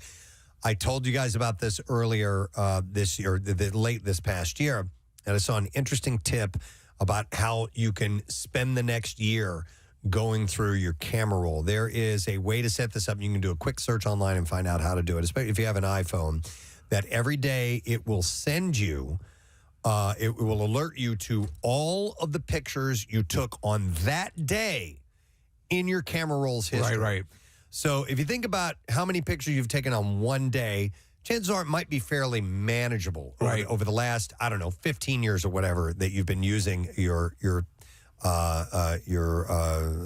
iPhone app or your Photos app. Yeah. And so if you have a reminder every day, maybe you can quickly go through and go, oh, my God, that's a picture of food. Yeah. What do I need that for? I need that. And delete. Yeah, I need that. Save that. What a muffin. But it might be a quick way to just clean out and get rid of it's a year-long process, but you might completely clear things out and maybe save some more space on your phone or whatever it is. The I think fear it's a great idea. of the shotgun method is that you're going to get rid of something you really wanted and kind of just bulk erase it. Yeah. So if you're taking it on a day-per-day basis, the likelihood of you doing that is a lot less. And you'll come across something you're like, oh man, I love that. I forgot about that. This is my favorite D-pic. Similar to get rid of Facebook friends on their birthdays, it reminds you every day who people are. So if you go a whole year checking the birthdays, you can be like, unfriend you. Right. Okay. All right, good idea, Preston. I don't need this picture of 3 pieces of pizza. Right? Like, what the freak is that doing in there? Exactly. All right. Any unused tech items, especially if it's outdated tech and things like that you just don't use anymore, it's a good time to assess that and get rid of that. Expired coupons, old gift cards, or just gift cards in general. Yeah. And get yourself a plan to start using those. Listen, and you probably got a fresh batch of them. Yeah, if you haven't used them, if they haven't meant anything in a long time, that's for a reason. Get rid of them. Yeah. Also, it says here, dead batteries. If you have like a container of dead batteries. I told you guys about this a while back. I had heard that hardware stores will collect dead batteries and dispose of them properly. So I had a bag full of old, AA and AAA batteries. And I go to my local hardware store, and I come showing up, and I brought this bag. I'm like, hey, I heard you guys will, dispose of these for me. And they were like, oh, okay, yeah. Well, we'll just throw them out with the rest of the stuff we normally throw away. And I'm like, you don't recycle or anything? They're like, no, we'll get rid of them for you. I was like, okay. Mm-hmm. I could have done that. I thought I was doing the right thing. Hey, if you have a second, look at this picture of 3 pieces of pizza. Rodney will take your dead batteries. Yep. All right. Number 6 on and I have these 10 things on this list. Number 6 is expired condiments in your fridge. Ew. If you have no, not condoms. I know that's what you're thinking. Condiments. Especially if you have several people, if you're a household. So you can go through and find stuff like, we will buy things for one recipe, something like, fish sauce or some very specific thing, and we'll make it and then forget to continue making stuff that uses that, and it goes bad, and I just need to clear stuff like that. So we went with the ultimate situation with that. We had the kitchen completely redone, and that was a massive purge. And if it wasn't something we were currently or just recently used, it's out. So it's a wonderful thing. And you won't believe the amount of space you buy back. Marissa, expired makeup and skincare is on this list as well. Now, you use fish sauce for your skin, right? Yeah, you're only supposed to use things like mascara for a year or so. That's probably the wrong amount of time. But sometimes you have palettes of eyeshadow for years, and those are okay to keep. Okay. There's a list somewhere where you can follow along. So to your guess, what cosmetic lasts the longest? If you, I think it's the amount of time that you use it. Oh, I see. So if you're using a mascara every day, it gets bacteria on it because you're constantly using it. If you're putting, eyeshadow palette and putting your brushes in it every day and not cleaning them. But if you're just using it for one color and then using it later, 6 months later, it has different bacteria levels. But it says on here expired makeup and skincare. So I guess some of them do have a quote unquote shelf life. I mean, you could probably get away with, but maybe it's like a best used by date or something. I don't know. Yeah, and some of them will like crumble. Like you think you've kept it for so long and then you touch it and it crumbles apart. How did you look? All right. Also, expired medications. Yeah. Some people don't realize that medicine goes bad over time, even over the counter stuff. If you're buying ibuprofen or acetaminophen and stuff like that, they do have expiration dates on them. They won't work with our as well. neighbors and we'll do a potluck. Medication. Everybody brings medication. Yeah. All right. And what a great idea. Hey, I brought Xannies. They're about to go. They're only a month old. Stool softener. Yeah. Also, extra items in your shower that you may want to get rid of. Like the toaster. Yeah. That half bottle of conditioner, the other one of soap. God, Rochelle used to be a conditioner junkie. I remember at one point it was like 35 bottles. We have this shelf in our fridge. And one day I'm like, I'm going through this stuff. And I pulled it up and like 80% of it was conditioner. Yeah. She kept it in the fridge? No. on the shelf in the shower. Did I say fridge? Yeah. Did you? I don't know. Okay. No, I just thought, I thought maybe that's the way you would store it. No. No, we have empty bottles of like things in the shower that just hang out. And just hang out there. Yeah. Do they have the little bit of water in them that you put in? Because you Some think do. that soap's going to last one more time? Yeah. So that's something my shower is completely devoid of, which is conditioner. Yeah, you don't need it. I don't need any of that. But again, when you declutter the bathroom, you know what I started doing? I started taking my toothbrush and everything, and I put it in the drawer at the top under this, so that my counter is completely clean. When I take stuff out and then put it back in. Nice. That'll last for a day. Marissa, I strangle soap, shampoo to the bitter end. All the time. And I do the water and shake it up and do the whole thing, trying to get every little bit out of it that I can. And then the shampoo leaves it finishes before the conditioner. Right. So that you save the conditioner, and then if you buy it as a set, you put both of them in the shower, and then that's how you build up the conditioner. So traditionally, both shampoo and conditioner is like just a dollop? I use way more shampoo than I do conditioner. Do you? Okay. Yeah. Right. Conditioner, you don't need that much. Yeah, you're only supposed to use like a quarter or smaller, but sometimes you use more. Do you use conditioner? Not all the time. I haven't done it in a long time. You're more a Jerry Curl kind of guy. No, like if anything, I'll do like Soul conditioner, Glow. like Soul Glow. maybe like once a week, once every 2 weeks. But Okay. yeah, my hair's not long enough, you know? Are you guys different products? What do you mean? Do you use like shampoo for your hair and soap for your body, or are you like all in ones? Shampoo for my hair and beard. I do the 3-in-1. It's Crew, so it's body wash and fish sauce and shampoo and conditioner all in one. So And I just toothpaste. use all of that and toothpaste. Yeah, 4-in-1. Yeah. Face wash. That's just the worst toothpaste I've ever had.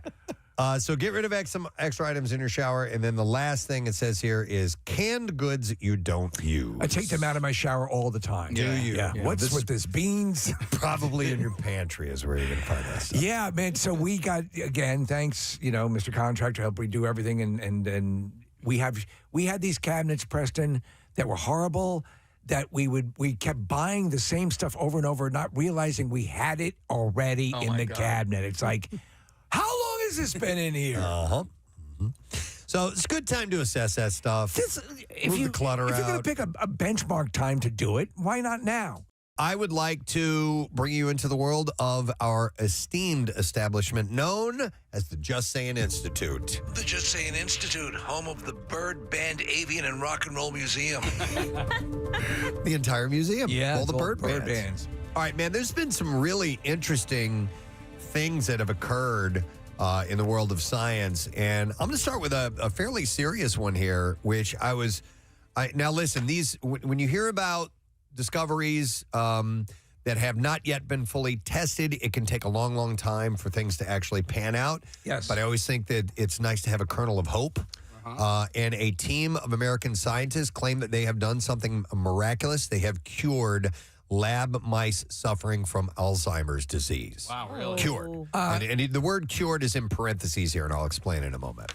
They've made a lot of steps forward in slowing the progression and other things that they've been working on. There seems to be a good story popping up about Alzheimer's and dementia treatment every couple of months now. So they seem to be dancing all around this. So hopefully this is something. Yeah, the researchers achieved this feat by administering much. Marissa, by the way, from Ashes to New have arrived, and the guys are just in here taking a look inside the studio. They're going to get set up in a little bit. We're going to get some live performances. Got a show at the Fillmore tonight, which is pretty exciting.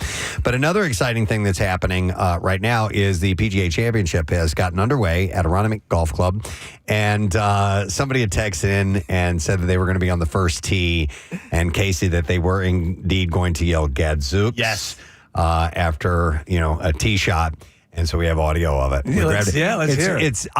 I was having a hard time hearing it. Yeah, but you can hear somebody say "Gadzooks" like that. So Okay. this is Ricky Fowler teeing off. Now on the tee, please welcome from California, Ricky Fowler. Julie Jerkoff. Excuse me. Yeah, a little What it sounded extra like for a second. applause for Ricky Fowler. This is 56th major championship. 37 years old now.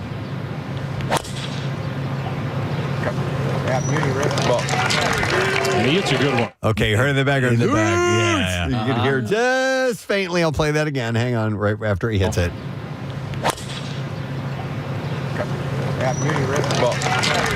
And he hits a good one. And DeChambeau teed up right after him. Yeah, we have that right there. Yeah. Is that this one? Okay, I haven't heard this yet. Please welcome to the tee from Texas, Bryson DeChambeau.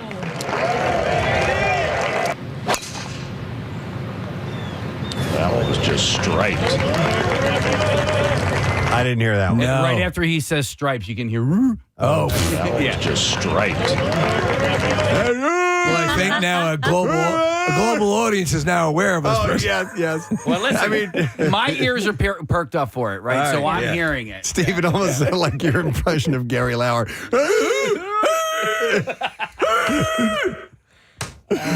Oh, Can my we goodness. have that gentleman leave the course, please? The one with 3 testicles. Yeah. Ryan, you have a third one there. What's the third one? Nothing. Okay. All right. Is no dice? Yeah, it was just a copy of an. Okay, I got you. How So exciting, though. that text came from Colin from Limerick. Okay. Colin, get closer to the microphone. Yeah, Colin, get over there. Yeah. We appreciate it, though, And man. what you need to do is also, it's like right at, it's like whap, Gadzooks. That's how you do it. Yeah. That's how you do it immediately. Is that frowned upon or is that okay? It's okay as long as it does not deter Before the swing. Yeah, and if it's not offensive, Yes. there are people all the time that yell, "Get in the hole!" Yeah, and stuff like that. So, but it's immediately after you hit. What was the They're story? just trying to get on TV. You were telling, did you tell on the air about saying to the to a golfer and he had hit and you said, "Oh, a good shot." You were trying to engage. Oh, yeah. I was talking to Ernie Els. That was in Marion in 2013. I'm like, nice shot. And turns around and he goes, no, it wasn't. I was like, oh. I'll just be over here. Okay. I was trying to be sportive, Gadzooks. Gadzooks to you. When you said that, it reminded me when Matt and I were down in Florida at the Valspar, he saw the family of one of the players. And it was an early practice round, so they were just playing around. And Matt was like, hey, good luck this weekend. It's a big weekend. The guy had the worst round of his life after he wished him life luck. Find that guy and kill him. Wow. All right. Well, we'll see if any more of those arise, and it's exciting that it's happening. It's underway. The tournament officially has begun this morning. I saw this. I thought this was kind of interesting to bring this up to you guys because I was not familiar with some of these phrases in this Reddit post. Someone had posted. It's under a. I don't know what the headline was on this, but anyhow, this guy had said, "Are there any things that are called American blank in other countries?" And he explains that In the U.S., we have French fries, Yes. we have Belgian waffles, we have Greek yogurt, stuff like that. Tons of stuff like that. And so foreigners were happy to weigh in. There were nearly 6,000 responses that have come in. For some reason, obviously, we live here. We don't get to experience the way the world experiences us. But when you 6,000, I'm like, wow, okay. There was a trend a couple years ago about throwing America parties. So if you think about it, if you go to the supermarket, there's like the Mexican aisle, right? Or the Italian section. Well, they have American sections. Yeah. And it'll have our spices, and it'll have like red Solo cups and Peanut little butter and stuff like that. Maybe So some bunting. This is some of that. So in this person wrote, in Hungary, an American kitchen means it's not walled off from the living room. So an open kitchen It's is an known, American kitchen. at least in Hungary, is known as an American wow, I kitchen. like that. Yeah. In Norway, they have bags of frozen vegetables consisting of diced carrots, peas, and corn, and that's called an American mix. It's a classic. It's wild that it'd be named that. Yeah. This person writes from the Netherlands and said, we have a popular bread topping called filet American. Okay, now some of these are off the mark. Right. It says it's basically steak tartare, which is raw beef, mixed with a mayo-based sauce with spices and condiments. It is very delicious, and as far as I know, has absolutely no connection to America. I was trying to think of how that would connect. I couldn't come up with anything. It doesn't. And I'm sure that we have the same thing here. Yeah. That there's like when you see the messed up cheesesteak somewhere, and it's like, that ain't a cheesesteak. Right, and they call right. it a Philly cheesesteak. But I would imagine that we have some things that are attached to another country in the name, and it probably, if you go there, we've Americanized it, Right. and it's not what the traditional, presentation of it is. Well, like lasagna doesn't exist in It doesn't Italy. exist in Italian cuisine? No, it is created in America. So if you were to go to the country of lasagna, if you were to go, I would love a country. So many, and there's so many layers. No, in Italy, Marissa proper, there would be no lasagna on a classic Italian restaurant menu. I did not. Wow, I didn't know that. not know I that. thought I saw that. It was like the meatballs. Yeah, it was like the meatballs where the guy at Pesto won't serve them. Okay, interesting. So another one writes in and says, in the Czech Republic, potato wedges are called America brombori, which translates to American potatoes. American brombori. So potato wedges are American potatoes in the Czech Republic. Big potato wedge fan. Yeah, me too. I used to not, and now I do. We should go out. This says, yes, they absolutely make lasagna in Italy, where it is a staple dish often served during Sunday lunches and holidays. Okay, then there was something else that was going Maybe you're around thinking that of was- chop suey.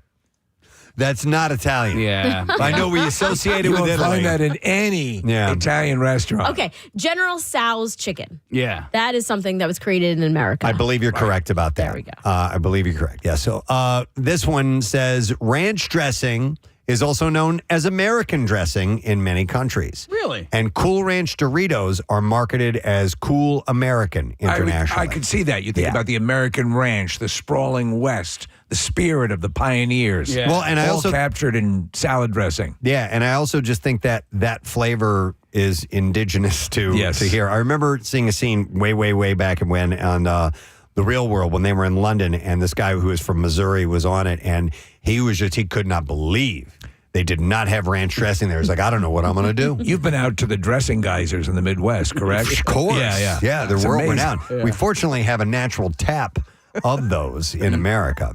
All right, so someone says, once in Thailand, I found a full English breakfast on a menu listed as eggs, bacon, beans, tomatoes, hash browns, which that it's an makes American sense. breakfast, yeah. And he said, and also American food. Obviously, I ordered that to find out what American food was. He said, hot dogs cut up a little fancy. It was hilarious. So hot dogs, for sure. Aren't the beans part of that, though? Wouldn't that be British? So at the beginning, I said it's a full English breakfast. Oh, English breakfast, not American. Okay. Nope. Then it says, my friend owns an expat bar in Hungary. To celebrate American Independence Day, they serve things like hot dogs, and the drinks come in red Solo cups, which they call American party cups. So I can see that. Yeah, but there's the song, the country western song. Red Solo cup. Yep. Another one wrote in that I don't know what country they're from because it doesn't designate it, but it says American fridge is a term used for the giant double-sized refrigerators. So we think of French doors, right, in a house. Are there anything that would be classically considered American doors? That's a good question. Yeah. Maybe the one where only the top opens up and the bottom like a stays farm door. closed. Yeah, I have that in the front of my house. I love it. Do you really? Yeah, it's so cool. Yeah, that's good for the dogs, right? If you want to have something open, or the pets, you don't want them to get out. Yeah, right. Yeah, that would be. We don't need it for that, but yeah, it's a good. I just like it because it reminds me of Hee Haw, Preston. All right, let me go to Mary real quick on the phones. Hi, Mary. Good morning.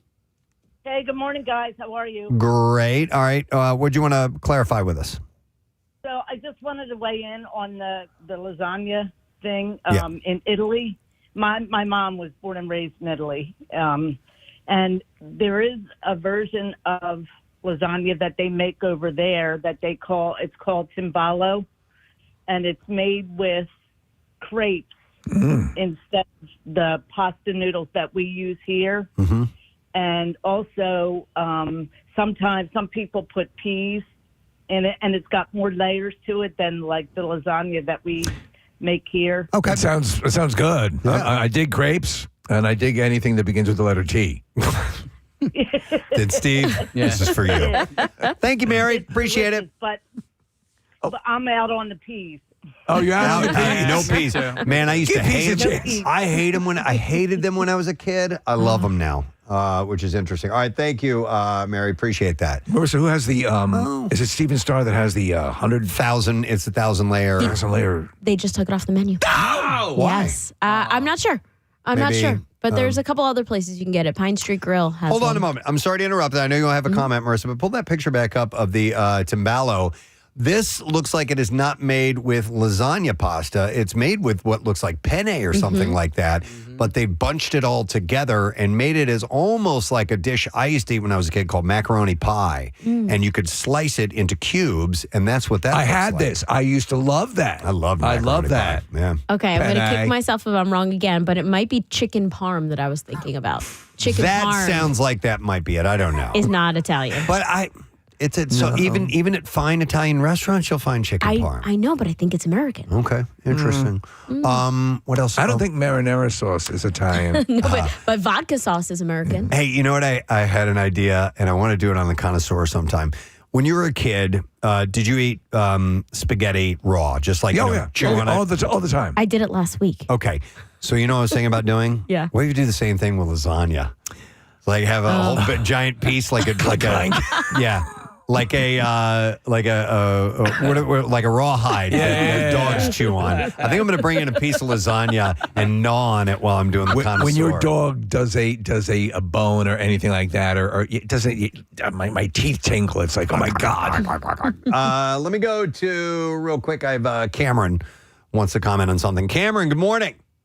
Hey guys, I love you. Love you. What's up?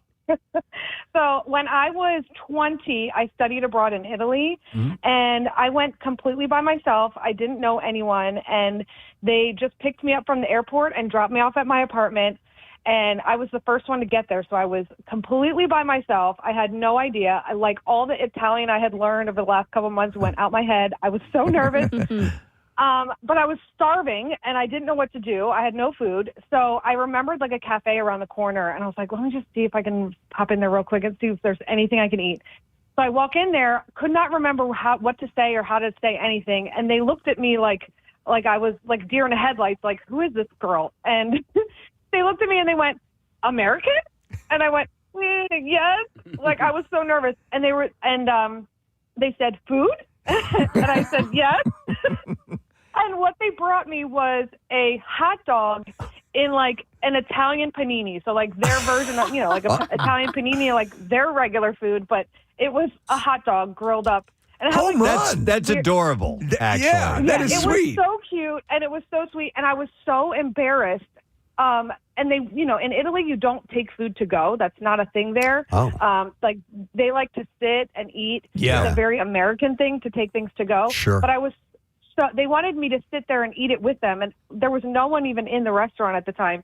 So I was there all by myself, and they wanted me to eat it there, and I was so embarrassed. I asked them if I could just take it, and they looked at me like I was crazy. But, No, listen, you were nervous. It's completely understandable. But yes, what you I was described, only 20, I had no idea. No. In fact, but they heard I was American, and they were like, "Oh, obviously this girl wants a hot dog. Like, we're not going to give her Italian food." That's funny. That's a great story. Thank you, Cameron. They call Appreciate it it. takeaway. Love you. Love Bye. you too. Yep. Right, takeaway is what instead of take out. Yeah, I believe so. Yeah. It's funny that the default is hot dog. Yeah. Yeah, American hot dog. Just give them a hot dog, and I'll be happy. Give them French fries. All right, just a couple of more on this list. Someone said that in the Netherlands, I saw a pumpkin spice latte called Yankee Spice. Yankee Spice. This sounds weird. Okay, in Thailand, this person writes, we have American fried rice, which is fried rice mixed with ketchup and served with fried chicken, ham or bacon, fried egg, and some sausages. So that's a complete concoction. Completely. Going back one, pumpkins, gourds, things like that. Mm-hmm. Are we the country most associated with that because of? Yeah, I don't know. Because Halloween? in other countries, would you find versions of pumpkin pie or squash or anything? Yeah, I don't know. That's a good question. You know, I would imagine squash, yes, Yeah, squash that is probably. grown and eaten, but I don't know if they've taken it to like the dessert delicacy that we have. That's a good question. Sweden has a salad dressing that's called Rhode Island instead of Thousand Island. Oh, they just picked one. So that's kind of, I guess so. And then the last thing I saw on this list was in Spain, this person writes and says, we call duct tape American tape. Duct tape is American tape. I like that. That's great. American tape. What do they call Flex Seal? Lasagna. Yes. I do not know, but could you put some lasagna on that? I got a leak. Can I ask about the French kiss? sure. Yeah. I mean, I'll do it if you want. Okay, but did that originate in France? Don't know. Never thought about it. I mean, Sure. I assume that there's some sort of derivation that connects it to France, the French being perceived as romantic people, like to stick their tongues in things. All right, well, Marissa found a little factoid. Okay. Take this for what it is. The term French kiss originated in the early 20th century in the United States and Great Britain, coined by travelers and soldiers who associated France with more passionate and adventurous sexual practices. The term became popular after World War I as returning soldiers credited French women with popularizing the open mouth, tongue-involved kissing style. Greenland gave us the rim job. I did not know that. If you don't know that. Because I had also heard in and around that time of, I thought it was maybe World War I, perhaps World War II, where GIs? Yeah, GIs who were, not as familiar with oral sex. Yeah. That when they were in France, Kiss me the way my mother kisses me. But that they were kind of introduced to oral sex through French women. I don't doubt that there was some right. I mean, I don't know if it's ever been chronicled completely, but I don't know, but the French have always had that, romance. Yeah. Je ne sais quoi. Je ne sais quoi, exactly. And there was that research scientist, Connie Linger. I used to, speaking of French, when I was a smoker, I used to French inhale all the time. Which is what now? Yeah. So you take the smoke into your mouth. You don't inhale it into your lungs. Okay. You open up your mouth. The smoke kind of wafts out of your mouth, Right. and you breathe in through your nose. I see. So it comes out of your mouth and up into your nose, and it looks interesting. Right. Well, you remember Frenchie? Yes. From Greece. That's how she got. How she got her nickname. Was there any additional? No, it was just something to do. That's why you blow smoke rings. Just kind of killing some time, playing around with it a little bit. By the way, apparently smoking is back on the uptick between in today's youth. Well, thank God they need hobbies. If you remember at the Met Gala last year, a lot of famous people were using cigarettes as props. That's true. And that was kind of the beginning of the trend. Yes, and a lot of the fashion art cigarettes have returned. I've noticed in a couple of stage shows that I've been to, musicals and so on, where there happens to be, smoking. You can't smoke indoors, but they use vape. And now vape Do they? looks like a cigarette. It does very much. And when you draw on it, the little cherry will brighten up, and then they Okay. can exhale a vapor, and it looks like smoke. And so they've added to that as a prop. So it does look convincing, but yeah, I don't know. It's something about smoking has always seemed, you see people doing it. It looks appealing. It's horrible for you. It's terrible. I never, ever, ever want to go back to doing that again. Mad Men. When you know, they're it's of a time. My you know. dad said, he's like, I always knew you were going to smoke because I would watch my dad smoke. And I'm like, yeah, because you blew smoke rings. Like you did cool things. Yeah. You know, and you looked cool. You French kissed. Yeah. Did you ever, Case, when you were a smoker, did you ever do the thing where you have the box of cigarettes, you slide the cellophane out a little bit, you burn a little hole in it. Of course. Yeah, and then you blow smoke into it, and then you push at the bottom of the cellophane. You can make it like 100 little smoke rings. Wow, like a little choo-choo train. There are all kinds of little smoking, playful things you could do. Well, there's a dumb thing I was mentioning to you, Casey, yesterday that I saw on the TikTok shop, which is it is a bubble maker, and you take the bubble. It's a sort of like a cone, and you put it down over it. You create the bubble, and then you hit a button, and there is a smoke generator that generates colored smoke into the bubble. That's pretty cool. It is pretty cool. A lot of cocktail bars will use Will they that. use those? Yeah, a little gun too that puts a bubble on top of your drink. And then when it comes to you pop it, and then that vapor comes out, and it's this little presentation. So cool. I'm just like a little kid. Hang on, Nick has a comment on something American and how it's phrased in other countries. Hi, Nick. Good morning to you, sir. Good morning. How you guys doing? Good, man. What's going on? Time. Thanks, buddy. In other countries, we've got Philadelphia cream cheese here. They just call cream cheese Philadelphia. You go to Italy, Australia, any other place, and they say, make it with some Philadelphia cheese. Philadelphia cheese. Oh, that's wild. Okay. Philadelphia cheese. I like that. We don't have the heart to tell them. Yeah, they don't make it here. It's made in New York.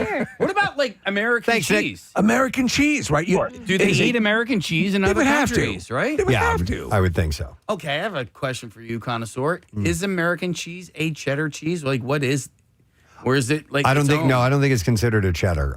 But I think it's a.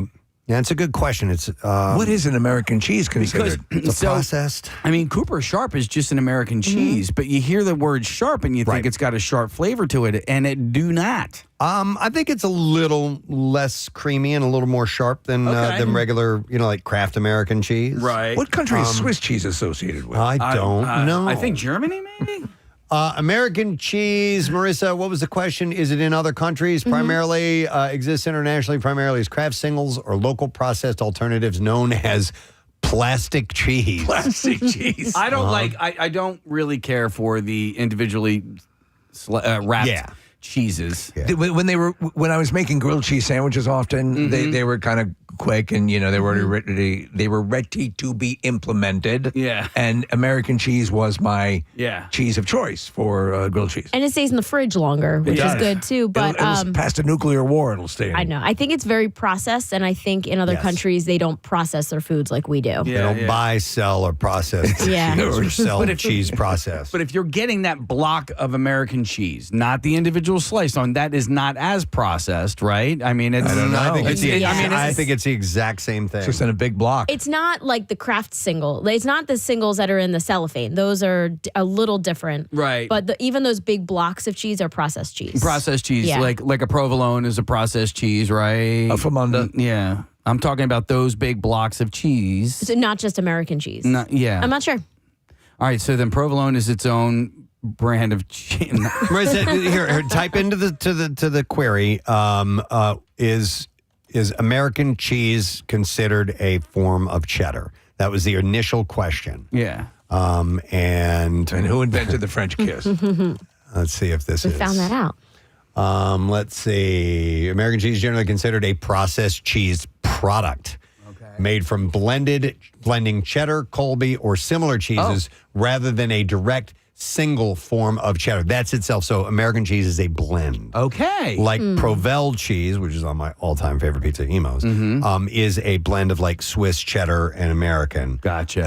And so you have these so they process, they make these cheeses, they process them together afterwards, and American is one of those. Good. So cheddar is made in a basic form. And we're That's all learning there's to stuff, it. guys. We are Well, learning. and it's a little bit of sacrilege going on here. We're going on and on about cheese on National Buttermilk Biscuit Day. That's true. Yeah. And we didn't, and tomorrow's the connoisseur. I know, yeah. Hang on a second. Let me go to Ross real quick here about another international comment. Hi, Ross. You're on the air. Good morning, buddy. Good morning, Gadzooks. Gadzooks. What's up, man? Hey, about the lady that had the hot dog sandwich, the Italian version. Mm-hmm. I think it wasn't more to pick it was American or non-American, but there's a sandwich called Topolino, which means Mickey Mouse. So, okay. And go ahead. It's made with hot dogs, our usual mayonnaise and ketchup mixture, which Burger King has had that on their menu forever. And then they put French fries in it. And the hot dog. On the hot dog, with that little mayonnaise and rosa sauce, pink sauce, let's say. I like that. They put the cover on it and put on a panini grill just to give it that Italian stamp. Sure. You know? That's and interesting. everybody that's 20 to 10 to 8 years old loves it. Hey, man, I'm 50-something. I'll have one right now. All right. Sounds good. Problem. And it's called a really Mickey good. Mouse. It's really good. Interesting. Yeah, Mickey Mouse. Yeah, Topolino. You guys should try it at home. It's really good. All right. Appreciate it, Ross. Hey, one more thing. Yeah. American cheese in Italian, it's called sottiletti. Sottiletti? Which sottiletti. They come all individually wrapped cheeses, which is a processed cheese. All right. It has nothing to do with cheese at all. Like cheddar is way, way better than American cheese is. Right. All right. I got you. Well, I got you. Guys. Take care. All right, take care, man. We'll see you. Cheddar's better. All right, Topolino is the name for Mickey Mouse, literally translating to little mouse. That's what it means. Do you remember Ed Sullivan had there was a puppet that would come out, Topo Gigio? Yeah. Yeah. I wonder what that means. Hot dog. That's weird. That's wild. Little hot dog that talks to you. I'm going to eat you. All right, anyhow, I thought that was kind of a fun little conversation. It is. I love to hear how we're perceived. Yeah. And, So now you know. We do need to take a break because the band is here. From Ashes to New are performing tonight at the Fillmore. And before that, they're performing here. And those guys, for rock stars, they look wide awake and ready to go. Kudos, man. Yeah, most definitely. It's a different time of day in more ways than one at this hour. So we're going to take a quick break and come back in just a moment. And we're going to jam out with those guys. In a moment. So stay put. We'll be back in a moment. Powerful compound, which is known as P7C3A20, which they announced in a new paper in the journal Cell Reports Medicine. Scientists from Ohio's Case Western Reserve University Hospitals, and the Lewis Stokes Cleveland VA Medical Center undertook the study. Andrew A. Piper, who's the study's principal investigator, said the key takeaway is a message of hope. The effects of Alzheimer's disease may not be inevitably permanent. Like they're talking about reversal. Reversing it. And I've heard this. There are other things that have been mentioned that you've mentioned that talk about the reversal. Now, how does one meter Alzheimer's in a mouse? Yeah, really. Do they not recognize family members? I can give you the rundown of it. It's a lengthy article, but the damaged brain, he says, can, under some conditions, repair itself and regain function. That's incredible. I just think of preventative, as opposed to reversing it. So my mother-in-law passed away from Alzheimer's. She was later on when she got it, but it's something that sort of looms because there's it can be a family component. And there's all these things.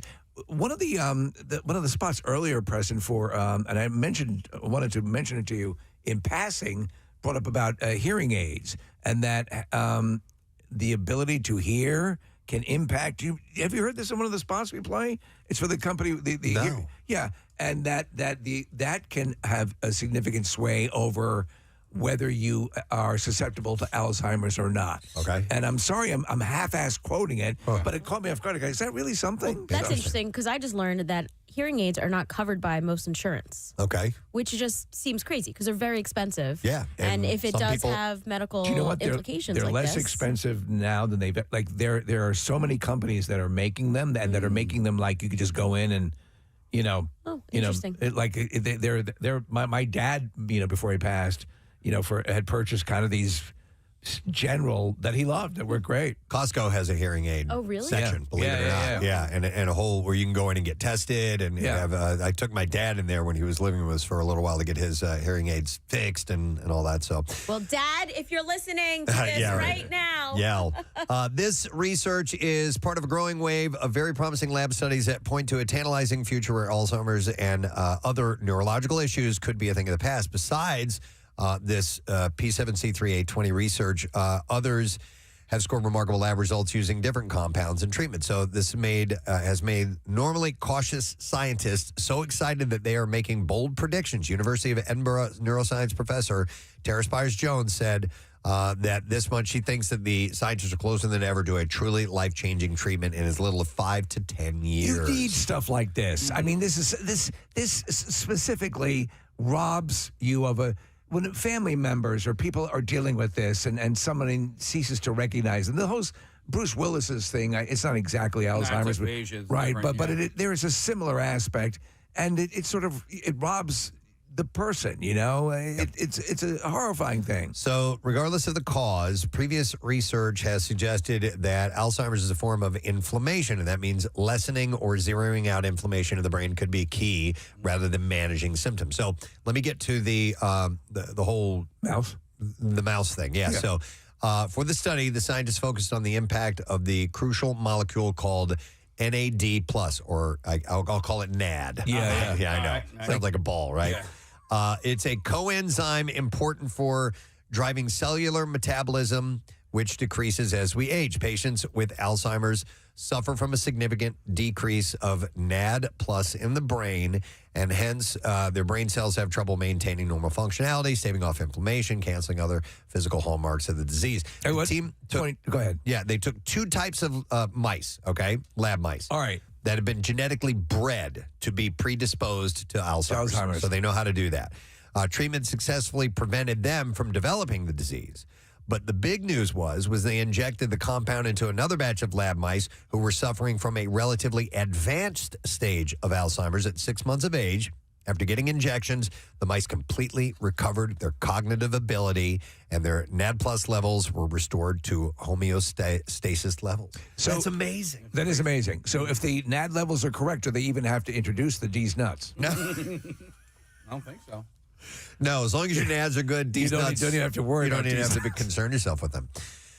What's also good about this study is that P7C3A20 offers an alternative pathway to boosting NAD levels versus taking over the chemical precursors for NAD+, which can raise NAD+ to such toxic levels that people could develop cancer. Don't want that. Yeah. That's where you would introduce the D's nuts. So I thought that was pretty amazing. No, listen, so much of just having hope, it really does help to have something to affix to. And I think this is very encouraging news. Chris Hemsworth has an issue with this, right? Well, I think there's a family history, and he found out that he found out he's very predisposed to it. Yeah, but I mean, listen, yes, this is encouraging, and I'm really happy. But then I also feel bad for the people now. that it's too late for. I know, and it is the sad nature of these things. But hope is hope. Yep. Yeah, so they want to obviously start human trials as they possibly can, but they obviously have to do more testing before you can find out if you can even try this stuff out. I wonder if you can could they talk to Rat Boy, because that's kind of a happy medium already Eugene. There. Yeah. Eugene. That's from Rat Boy. So we'll have to wait and see. But listen, it's hope. It's good news. And when I see stories, not good news? When I see stories like this, like I got a birthday coming up, all right? And I'm like, oh my God. All right, 10 years. All right, would that be available for me when I eventually have Alzheimer's? I have it all planned out. I'm going to keel over. We got a cure. Yeah, the next day. It'll happen. The guy's going to step over my body on the floor and go, we can fix it. It's like 10,000 spoons, but all you need is a knife. Right. Yeah. All right, Steve, here's a text from somebody. It says, an audiologist here. There is a link between dementia and hearing loss. So dementia. Lack of hearing makes you withdraw from conversation and you lack mental stimulation. And that's a quick explanation of it. There we go. Okay, So that makes can sense. Yeah, I could see that. The less engaged, again, I've seen people in my life where I know when they took the classic retire kind of disconnect from society and engagement, it seemed that their dementia accelerated. And then here's a text that says, and yes, most insurance companies do not cover hearing aids, and it is criminal. So just a heads up, it can get expensive. All right, let's move over to orgasms. Yes, love them. All right, we go from... And how are the mice doing with this? Well, they're... Oh, man. Who's your daddy? Who's your daddy? Well, this is mainly in females. So female mice. If you've ever found yourself in tears or cracking up during sex, even if nothing was especially funny or upsetting, it's not uncommon. Having sex... Oh, she definitely got there. I can hear it. I'm going to make you laugh so hard.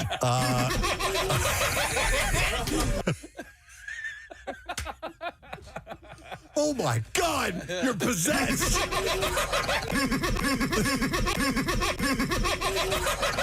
Oh, my God. Multiple laughters. And then we need the screaming orgasm guy on the other side of that. Oh, my God. Oh, it's too funny. So having sex can be weird.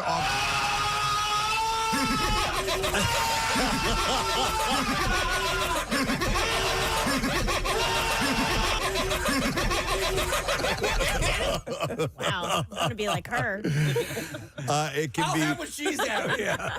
It can be weird, awkward, or embarrassing, and it turns out our reactions to it can be as well. New research suggests that headaches, crying, nosebleeds, or even hallucinations during or after an orgasm are totally normal responses for women. Yes, it's funny. You always the Just Saying Institute always seems to tap into things I've just read articles about or whatever. I mean, I know we're pulling from the same pool of stuff, but it is a convulsive sort of thing. Yeah, and so you would imagine. Yeah, and your body releases people have heart attacks, all kinds of hormones, and so. A new study from Northwestern University is the first one to look into how often and consistently women experience various responses and when they happen most often. And it finds that while these sensations tend to be rare, they are within the range of normal sexual response, even if they're surprising to the woman experiencing them. Dr. Lauren Stryker, a clinical professor at Northwestern University, says that women need to know that if they have uncontrollable peals of laughter every time they orgasm and nothing was funny, they're not alone. The study involved anonymous responses from 3,800 women, and 86 of them reported experiencing these responses. Overall, 61% had physical symptoms, 88% had emotional responses, and more than half felt more than one symptom. A third experienced a headache. Yeah. Almost a quarter had muscle weakness. And close to 20% reported foot pain or tingling. So if your nose started to bleed, would you think you were in the upside down at that point? Only 2% reported getting a nosebleed, by the way. Okay. So that was more on the rare I would side. think I had burst a blood vessel or something if that happened. Yeah. Laughter was fairly common, as 40% experienced it. Well, so something feels orgiastically good. That's why there's a correlation between tickle porn or tickle, that sort of thing, where people really want to be tickled into, submission. And 4% had hallucinations. I'm sorry. I was thinking about something. What? Remember the one time we all made our orgasm faces here? I forget. There's a video. There's a Daily Rush video somewhere, Steve, and I think it might be a screen cap of you, and you're just like, this is grimace. I would never want to see my face. How about that, man? Would you? The next time you're taking care of yourself, have your phone nearby. I'll stream it live. Take a quick video. Marissa's got the it's on our YouTube page. It's Daily Rush. It's an old videos from 12 years ago. Man, I think I had purposely paid attention to when I was taking care of my own business as to what my face contorted into. I didn't look at myself while I was doing that, but anyhow, try that out at home today. The most common response, though, from the women that were surveyed about this was crying, actually. 63% said that they had, and another 43% say that they felt the urge to do so. A flood of emotion, hormones. Yeah. There's a happy Marissa, cry. not to get very personal, but have you ever had any of these? Any odd reactions? reaction? Dad, stop listening now. No. But I have had a partner that did. Oh, really? Yeah, I was with somebody who cried. Really? Yeah, it was weird. Wow. Yeah. Like often or just one time? Every time. Every time. Whoa. Wow. Yeah. No It wasn't like a sob, but it was like it was a whimper because it was probably like holding back from trying not to cry. Okay, question. Did you ever talk to him about it or ask him? No, it wasn't the type of relationship that I needed to. All right. I just can laugh about it on the radio so many years later. No, I was just wondering if you got any insights from him about that. It wasn't. That's interesting. I didn't need to talk to him that much. Okay. All right. Gotcha. That's why you're married to someone else, right? Yeah, Yeah, exactly. Only 17 of those who reported having any of these experienced them consistently, and 69% had them sometimes. So if you have a weird reaction like that, it's not necessarily, out of the ordinary, and just be aware. What if you involuntarily evacuate your bowels? You mean that doesn't happen to you guys, too? That's how I got that face. Let's talk. All right, we'll go somewhere else. Now, Marissa can relate to this. It's something called time blindness. Very. Russell Barkley, a retired clinical psychologist at the University of Massachusetts, is often credited with linking. Thank you very much, Marissa. All right, so the group that we have in our studio is going to be performing at the Fillmore tonight, and they have swung by here for a live performance. And I'm like, listening to these guys, I'm like, how are these guys going to do this in the morning? This is like, morning time is not time for these guys to perform. They're, I'm sure, night owls, but they are here to do it, and they're up and awake and ready to have a good time. Please welcome From Ashes to New.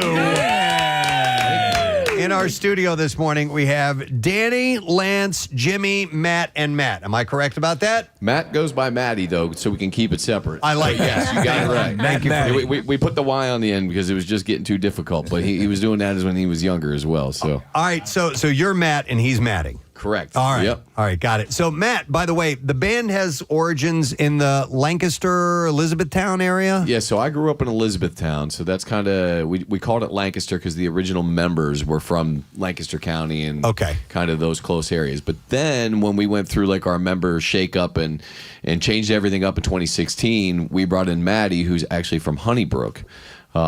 So he's actually closer to you guys. Yeah. So this story is actually bigger for him because this is the station that he grew up listening to. Sweet. Excellent. So, Welcome, man. So he's like, oh, man, I'm going to go in here and do this. For me, it was over there. For him, it was over here. So, PA and, everyone can't see it, but I'm rocking the Philly P today. I see that. Got the L yesterday, man. They got to pick. I don't know what they're doing, man. But unfortunately for Matty, he's a drummer, and they never get a microphone, so we're not going to hear from him. You want to hear his sexy voice? Yeah, let's hear his sexy voice. You hit the guitar.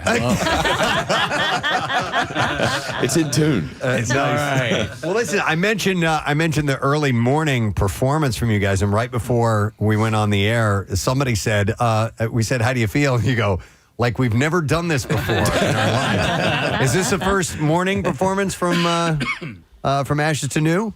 We have done it before. It's been very long. It wouldn't be. We're not very well practiced. Right. You know what I mean? Not your selected day part to be doing this. So we're going to find out if we're professionals. No, you clearly are. Preston and I were, listening to a lot of the music, and it's big, and it's got a lot of energy to it. Yeah. You guys made a conscious decision a while ago to, I guess maybe it was you, Danny. Was listening to an interview, and you were talking about how you were saying, okay, what's radio friendly and what's this and what's that? And you kind of said, okay, let's just do what we love. And that was that a major turning point for the sound of the band? Yeah, I think on our previous record, that was kind of the idea that we all kind of agreed on. We're like, hey, let's just do what we want to do and do what we love. And not worry about like, oh, should we please these people or these people or, this, that, and the other. We decided just like, let's just make music that's going to make us happy. And Blackout, which was our previous record, was our most successful record. And now Reflections, we went even further down that road. And now this record's blown that record out of the water. Well, if you're a musician and you can't if you can't entertain yourself, what's the point of doing it? Yeah, you know what I mean? There's not. Yeah, I mean that's antithetical to the antithesis of what an artist does. You know, you've got to please not just an audience, but it's got to be your creative forces coming out. So I'm glad that you guys made that decision. I also heard that this current album, Reflections, which I'm going to touch on this vinyl you brought me, by the way, but you had written essentially the whole record and said, we don't like it, and scrapped it, hung on to a couple of songs, and then started all over again. Is it like 16 songs? Yeah, it was somewhere around there. We did an entire session, which we do out in Lidditz, by the way. Yeah. So we did an entire session of that, and we took a break. We listened to everything on that break, and we went, wow, we cannot release this. This cannot That's a happen. ballsy move, though. Well, who's the first one in the band to say that? Because it's like, oh, dude, I don't like this. And Danny. It was you, Danny? I think we were all kind of feeling like, man, this just isn't hitting. And I'm often the poo-pooer, I guess, where I'm just like, this sucks. We need to be better. All right, well, listen, in the world of recording music, I mean, you can just say that, but it costs money to turn around. And we said, screw that. We No don't care. kidding. We were like, who cares about the deadlines? Who cares about the money? Like, if we have to fund the rest of this ourselves, we don't care. We're going to do it. But that's a core thing that be true. I mean, it sounds like lofty.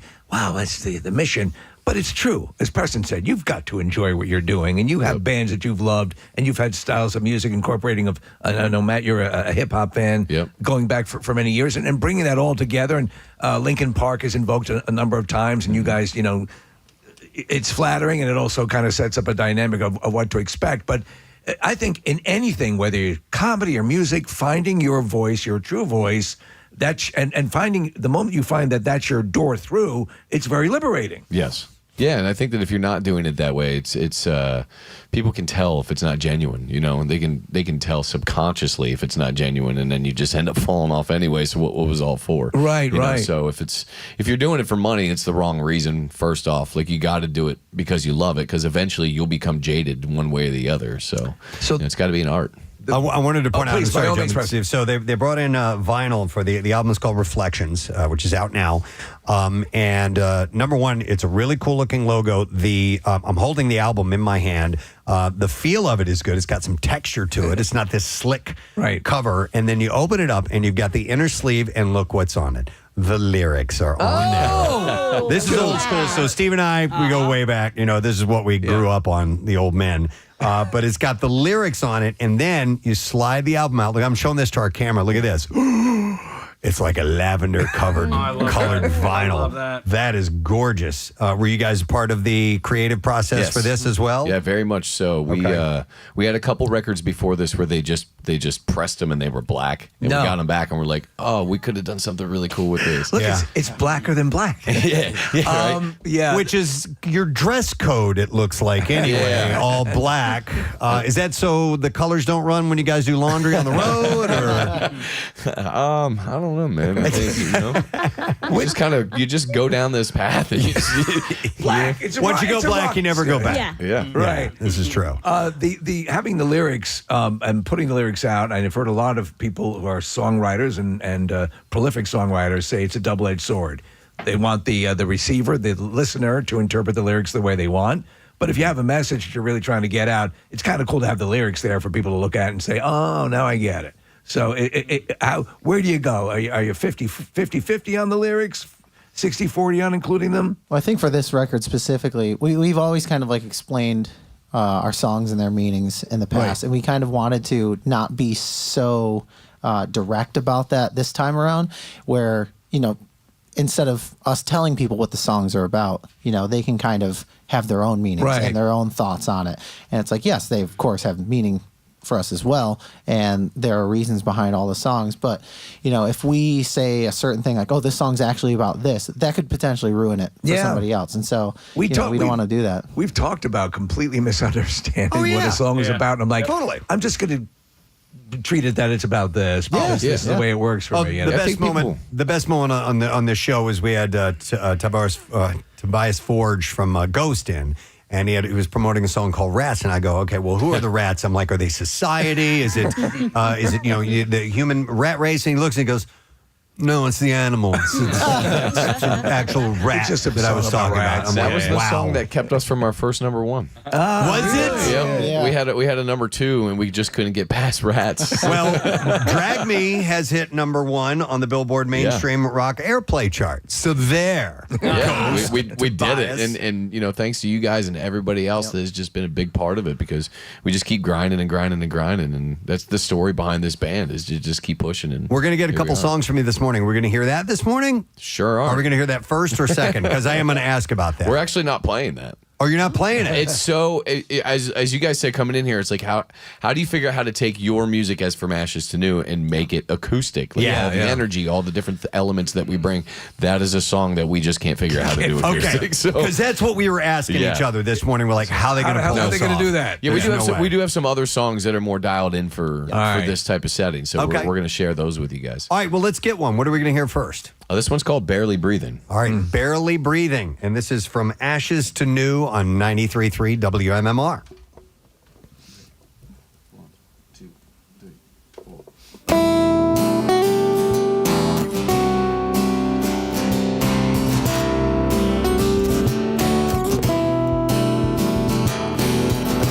It was all that gave me you, but I'm the one that played the fool. I let you feed me to your demons. Nothing that I say or do will ever be enough for you. So my feelings, I don't need them. Yeah, you were my heroin, used to get me high. But all you cared about was selling me a lie. You used to lift me up before, you used to pick me up, and now you wanna get me up and bury me alive. Now you're leaving, I'm the one who's bleeding. Cut out a piece of me, now I'm barely breathing. Give me a reason, silent when I'm screaming. You took a piece of me, now I'm barely breathing. I wish I would've known the truth, 'cause I'd have run away from you. You saw the lie and I believed it. And everything you put me through is gonna come back to you. And if it kills you, then we're even. You were my world, but my head was in the stars. But then you burned me out and left me in the dark. You used to lift me up, you always used to pick me up, and now you wanna get me up and tearing me apart. Now you're leaving, I'm the one who's bleeding. Cut out a piece of me, now I'm barely breathing. Give me a reason, silent when I'm screaming. You took a piece of me, now I'm barely breathing.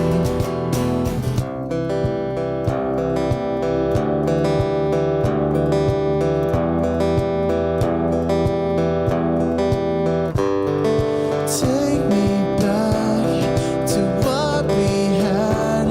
Just take me back, 'cause I'm barely breathing. Take me back to what we had.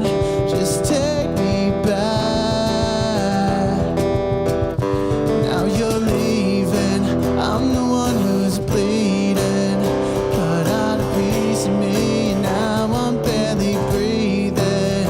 Give me a reason, silent when I'm screaming. You took a piece of me, now I'm barely breathing. I'm barely breathing. I was selling me a lie. How you gonna bury? I'm barely breathing. Bury me alive. So take me back to what we had. Just take me back, I'm barely breathing. Yes, ladies and gentlemen. From Ashes to New on 93.3 WMMR and Barely Breathing. They're playing tonight at the Fillmore. You guys are playing along with Black Veil Brides? Yeah. Yes. Yeah, it's been a great tour. And you're also doing some stuff with Shinedown as well? Playing A some little band some called dates? Shinedown. Yeah. You guys heard of those guys? You know, if they keep working at it, I think they're going to make it one day. Have you guys toured with them yet, or will this be the first time? This is the second time. Maddie doesn't have a mic again because he's the drummer, but him and Zach are basically Yeah. tight? Oh, that's cool. Yeah, that's awesome. Obviously, we're huge supporters here at MMR. But when you're with a band like Shinedown and you're doing a show together, are there tinkerings and things that you do to sort of complement, to match, to make that show work in a different way? Do you go out with your sound as is? I assume that there's some considerations, correct? I mean, I would say for the most part, we go out trying to represent ourselves as best as we can. I think maybe, if it comes down to like, okay, it's between these two songs and maybe we lean more towards something that like the Shinedown fans might like. Oh, you know I see, what mean? yeah. So, but we have probably like 30 minutes, so it's a really quick set list. So we're like, crap, what do we cut? Is that a tight 30? It's tough. Yeah, it's difficult to. I mean, we have 5 records now. Yeah. So trying to fit, what our fans want to hear. Maybe we're bringing a couple thousand people out to a show or whatever, but it's like, okay, we're also playing in front of a lot of new people every night. So what are they going to like? So it's having 5 records out, and you're now hitting some chart toppers, which is a huge step. You guys, the bands have been together since, or came to be in 2013. Yeah, different members of the band have been added and moved on. Grinding it out for that long, and finally getting to this point, is it finally start to feel like it's starting to pay off? This is starting to happen. We always say no to that question, but you know what? I think that saying no is maybe doing us a disservice. So I think at this point in my life, my career, with my family and my kids and everything and everyone that needs me, yes, it's starting to feel like we actually are doing something that we're supposed to be doing. And that last song that we played, was actually a number 2 song. And Jelly Roll and Falling in Reverse kept us out of the one spot. These bastards! Come on, man. Is there a How hit you gonna list? top that? That's a dynamic duo right there. Yeah. Do you have a list of artists of? God damn it! We know who's kept us out of the top spot for sure. We are 100% aware. We have to knock off. No, it's a good place to be at, but I certainly understand the mindset of like, don't get caught up. Just do the work, put the work in, and serve the fan base. I know, Matt, you were saying about the joy you have in, and I assume all of you, in interacting with the fans. Yes. The VIP meet and greets really mean a lot to you. And we just had our MMRBQ, our festival show. And, we get out to do it in the limited way that we do it. And it is something wonderful. What does it mean to you to press the flesh with the people that are supporting the band? I mean, for me specifically, I grew up going to large family reunions every summer. And it was a lot of fun. Like, you would see a lot of people that you didn't always see, and you were able to talk to them and, hear stories and just share a lot of things. And that, like most families eventually ended up going away as, the older generation of my family passed away and started going away. And I see that every day in VIP. Everyone's got a story to share. We're all having a good time. Like, we make our VIPs very personable.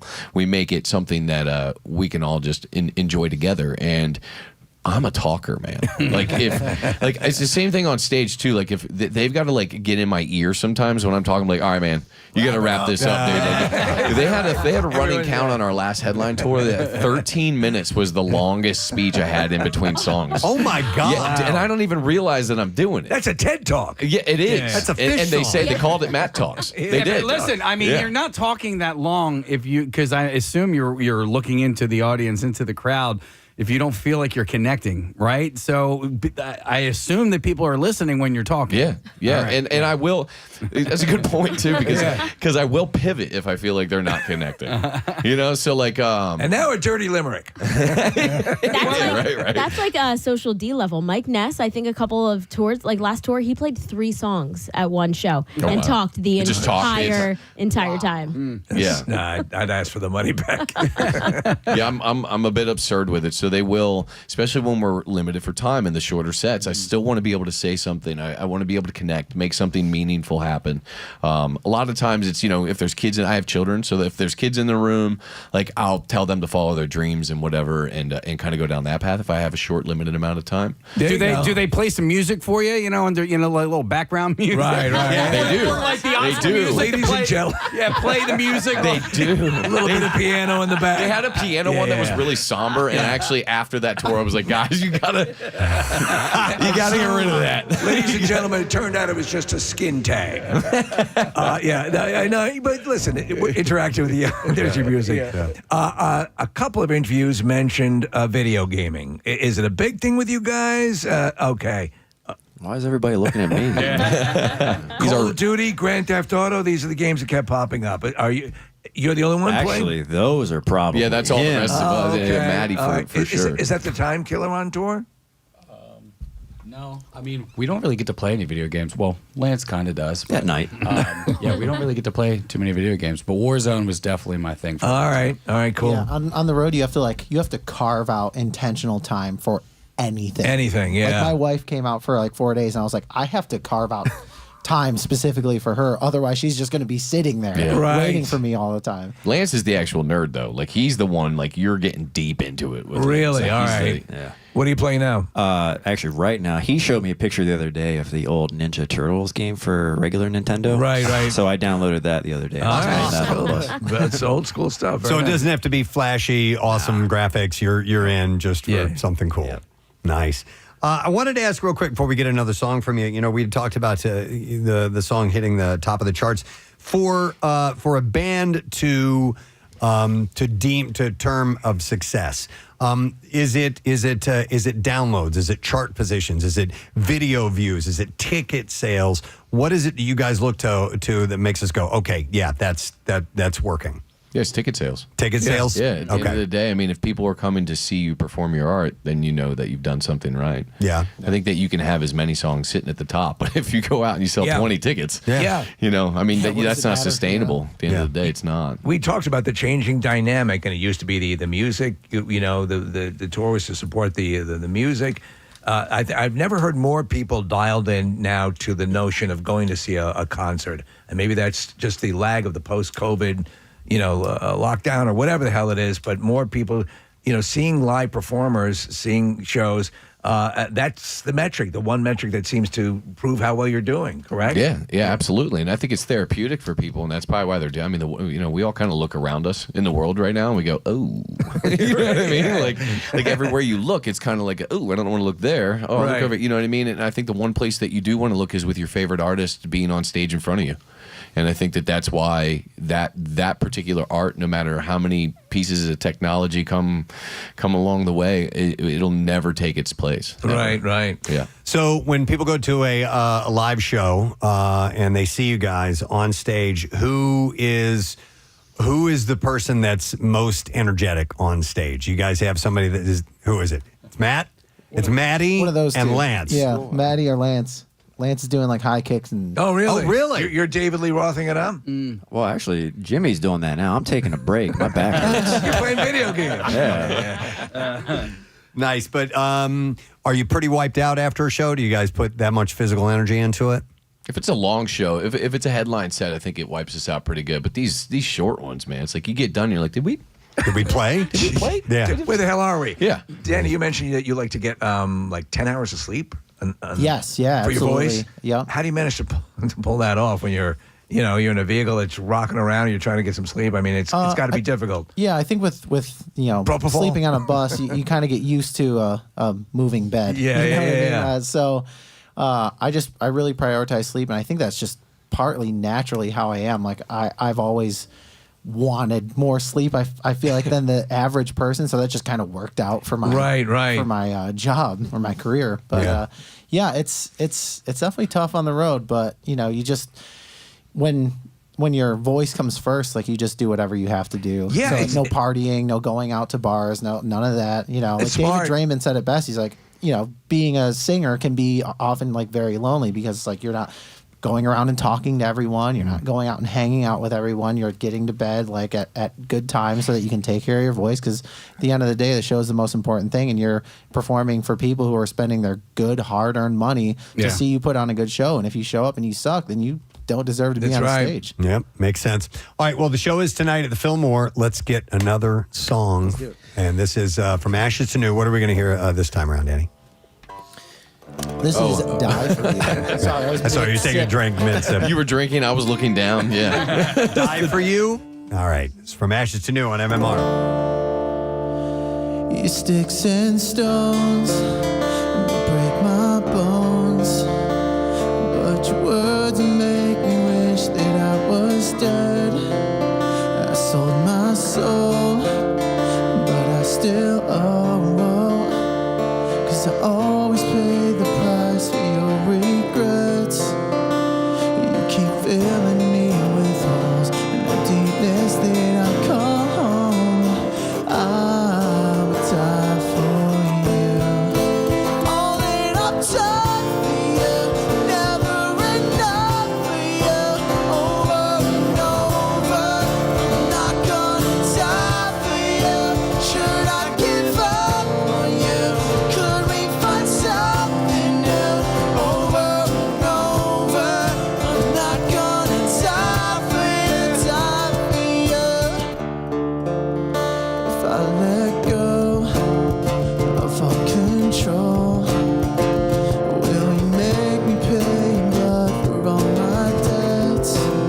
I should have known to get this close, but I'd love to feel your hands around my neck.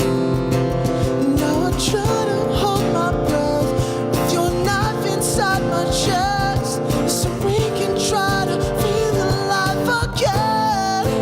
All that I've done for you, never enough for you. Over and over, I'm not gonna die for you. Should I give up on you? Could we find something new? Over and over, I'm not gonna die for you, die for you, die for you, die for you, die for you. I know you say you wanna take time, but I've been hearing all the same lies. Now I'm running out of daylight. Are we ever gonna make it right? Everything that I want, I can't control. Everything that you need, I never know. It's everything that we are just dead and gone. Everything I want, you're everything I need. You're everything I love, you're everything I bleed. All that I've done for you, never enough for you. Over and over, I'm not gonna die for you. Should I give up on you? Could we find something new? Over and over, I'm not gonna die for you, die for you. Everything I want, you're everything I need. I'm not gonna die for you, die for you. You're everything I want, you're everything I need. I'm not gonna die for you, die for you. Yeah. Let's go. Ashes to New on 93.3 WMMR. It's everything that rocks in town for a show at the Fillmore this evening. With a few of you being from in and around the area, family and friends come out to shows like this. Can you expect to see some locals that you know? Not tonight. Not tonight? My wife is so super bummed, but my son's got some school stuff going on, so, Kids so they ruin can't be here. everything. And my parents are. My parents are kind of getting. I don't know. You know what? My parents might actually be there tonight. I don't even know if they're going to be there. Have they seen the band enough times? Yeah, where they're like, I think that's kind of getting to that point where they're like, yeah, you know. That's how you know you made it. Yeah, the I think so, family is right? sick of you. Yeah, they are. Yeah, exactly. That's it, because you've hung on long enough. In the stand-up comedy realm, which I did for a number of years, it's like after a while you're like, please don't come tonight. Yeah, Please don't come tonight. Well, then you got to talk. You have to entertain like before and after. Like that's kind of the way that I look at it. Again, a guy who talks a lot. Yeah, right. I'm like, start talking. yeah, start talking a lot. Too much of a drag. like recording out in Lidditz? Because we keep hearing about this place, and it's like this like enigma where all these bands, Green Day, Chili Peppers, everybody's there. It's super Beyonce. terrible. Nobody go there. It's definitely really, really, really bad. Don't take up your studio time, please. So we've been so Atrium Audio is a place that's out in Lidditz, is where we record at. There's also the rehearsal facilities that you're talking about that everybody goes to rehearse, which is all kind of interconnected. You're all amongst each other out there. So the studio, they've moved around a bit. They started in Lancaster City. That's where we met them. They were on Prince Street in Lancaster City. Before that was Grant Street. Then they moved to Landisville. We recorded a record there in Landisville. Jeez. That was while that section of Rock Lidditz was being built. And then we went out. It's great. I mean, the facilities are phenomenal. But we've heard nothing but great things. I mean, and all the bands for when they're going out on tour. At least we've had, I think those Stones were out there doing Muse. Yeah, I mean, everybody goes through there. It's wild. For lighting and all the staging and stuff like that. It's pretty amazing. Have you guys, because learning about the history of the band, have you 23'd and me how many separate bands led to this band? That's a great question. Because that's the name is derived right from the ashes of. Yeah. I mean, the name came from a lyric. It said, "Bridges burn from demons, we grew, we rise from ashes to new." And that lyric, like, I never wrote lyrics in my previous band, right? And that was one that stuck with me because of exactly what you're talking about, like all these different versions of bands and life and everything burning to the ground and starting all over. So no, but we never really, really thought about that. It's a crazy web for sure. I'm sure. Yeah. On the Wikipedia page for the band, Steve, it's got one of those timeline charts. Oh, does it? It does. Right, yeah, and there's a lot of different people on that. Yes. So you can see that if you go take a look and are curious about your own history. I might actually have to check it out and see how accurate Wiki actually is about it. Wiki never gets it wrong. So the show's tonight. You guys are on the road. You're working really hard. Did you just do some European dates as well recently? It's crazy. We did. It was unbelievable. They fell in love with you guys? They sold out like everything. And it was such an underplayed tour too. Like what the idea was is the team was like, hey, you got to go to Europe. You don't do this. You need to go there. You need to see what you're worth so we can get you back to do festivals. Mm-hmm. We sold everything, the entire thing. And Cologne, Germany was the craziest one because that was the one we were able to upgrade. Everything else, we had to stay in the venues that they gave us. So they were smaller, but they sold out in 5 minutes. Right. Cologne, they upgraded it to another. It was more than double. It's like almost triple the size. Yeah, and that sold out in 2 days. And they're like, "Hey, our agent was like, hey, you guys might be an arena band in Germany." Wow. And we're like, we've never been. What do you mean? Well, we've had bands come through, and just recently we've been talking about the reception over there that the audiences can be emphatic, but they're emphatic in a slightly different way. Like they're very,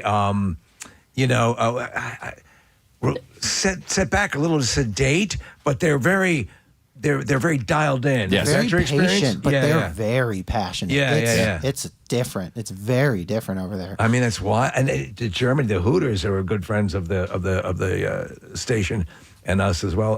They're very popular. Super popular in Germany. David Hasselhoff. I assume you talk less on, baby. Let's go. You talk less on stage and when you're in a foreign country where the No, it's more fun. Yeah. Was it interesting hearing people with that accent talking back to you, saying what big fans they are and how much they love the band? And it was surreal. I think the best word, surreal. We didn't know what to expect, and honestly, like, we've said no to European tours a lot because let's be honest, it's super expensive to do that, and you have no idea what the outcome is going to be. It's for a band like us. Yeah. I mean, to just go to wake up the day that it went on sale to message, because they're 6 hours ahead in Germany, right? Yeah. So it's like, to all the messages, it was like, it's sold out in 5 minutes. What are we going to do? And it's like, have a great tour. That's the problem you want to have. Yeah. Oh, that's terrific. Yeah. Good problem to have, for sure. So U.S., come on. Yeah. Step it up. I mean, they freaking live here. Yeah. We're doing great here, too. I mean, everything's just been phenomenal. The grind is like we were talking about earlier. It's just finally paying off. It's starting to all feel like it's starting to come together at the right time and become something super special for us. I love fantastic. It. Excellent. We hope you guys have a great show tonight. Thank you. And gang, they're going to be at the Fillmore this evening, and you can get tickets at FillmorePhilly.com or just show up. But also get the new album. It's called Reflections. If you have not done that, the lead single is "Drag Me." We've been playing that. Thank you. And you can download that as well. But thank you to Danny, Lance, Jimmy, Matt, and Maddie from ashes to new for being here. Thank you, guys. We appreciate it. Thank you so much. You got it. Our pleasure. We're going to take a quick break, and we will be back in just a moment. Stay with us. Time impairment with people with ADHD or autism. In 1997, he called it temporal myopia. But recently, time blindness has sparked a social media debate. Where is the line between a genuine condition and someone who is disorganized or just plain rude? Yeah, a lot of people use it, and everyone wants to jump on the latest syndrome and stuff and say that's why I'm late for work all the time is because I have this. But it's not. There is a definite clinical condition that is not what a lot of people think it is. Time blindness is the inability to determine how long a task will take or conceptualize how much time has passed. It relates to executive function that occurs in the frontal lobes of the brain. It is a well-documented characteristic of many people with ADHD. And Stephanie Sarkis, a psychotherapist in Tampa Bay, Florida, said anyone can have issues with running late. Just with ADHD, there's functional impairment. And it impacts family life and social life. It impacts work, money, management, all areas of life. Sarkis said if a person's chronic tardiness is 1 star in the constellation of symptoms, then it could be evidence of a treatable disorder. She cited research that stimulant medication prescribed for other ADHD symptoms, such as inattention or restlessness, is also effective at treating time blindness. So yeah, so you said ADHD is might be all right to part of this. I err on the other side. If I'm anything, I'm too early more often than not. But I'd prefer that. I like you. I think we both agree, Preston. Rather get to the airport way early than close to on time. I feel like the airport. I get too nervous. The airport one is the only one where I'm like, okay, I want to be early. I see you walk in like when we do movie screenings. You walk in like 2 minutes before the movie starts. I've been there for 45 minutes. Yeah. Well, the airport thing. Yeah. And the reason that I don't mind getting there super early is, number one, fear of the major inconvenience that it would be to miss your flight. Right. And how many hoops you have to jump through. I am already going to be tired from this day. Yeah. And I don't need to add on several hours and complications and all that. So getting there early is totally worth it. Plus, there's stuff to do at the airport. Right. Yeah. Could pretend you're a spy. Yeah. So for me, it's more of like this. You never know what the security check-in line is going to look like. Yeah. And I've been there where I've just walked right through, and then I've also been there where the line goes all the way down. No, the line goes all the way down. The corridor. Yeah. And so my fear is that I'm going to get there and it's going to be really, really crowded. And Press, you're right. There are a ton of things that you can do, and also even if they're I can just sit in the terminal, play on my phone or whatever.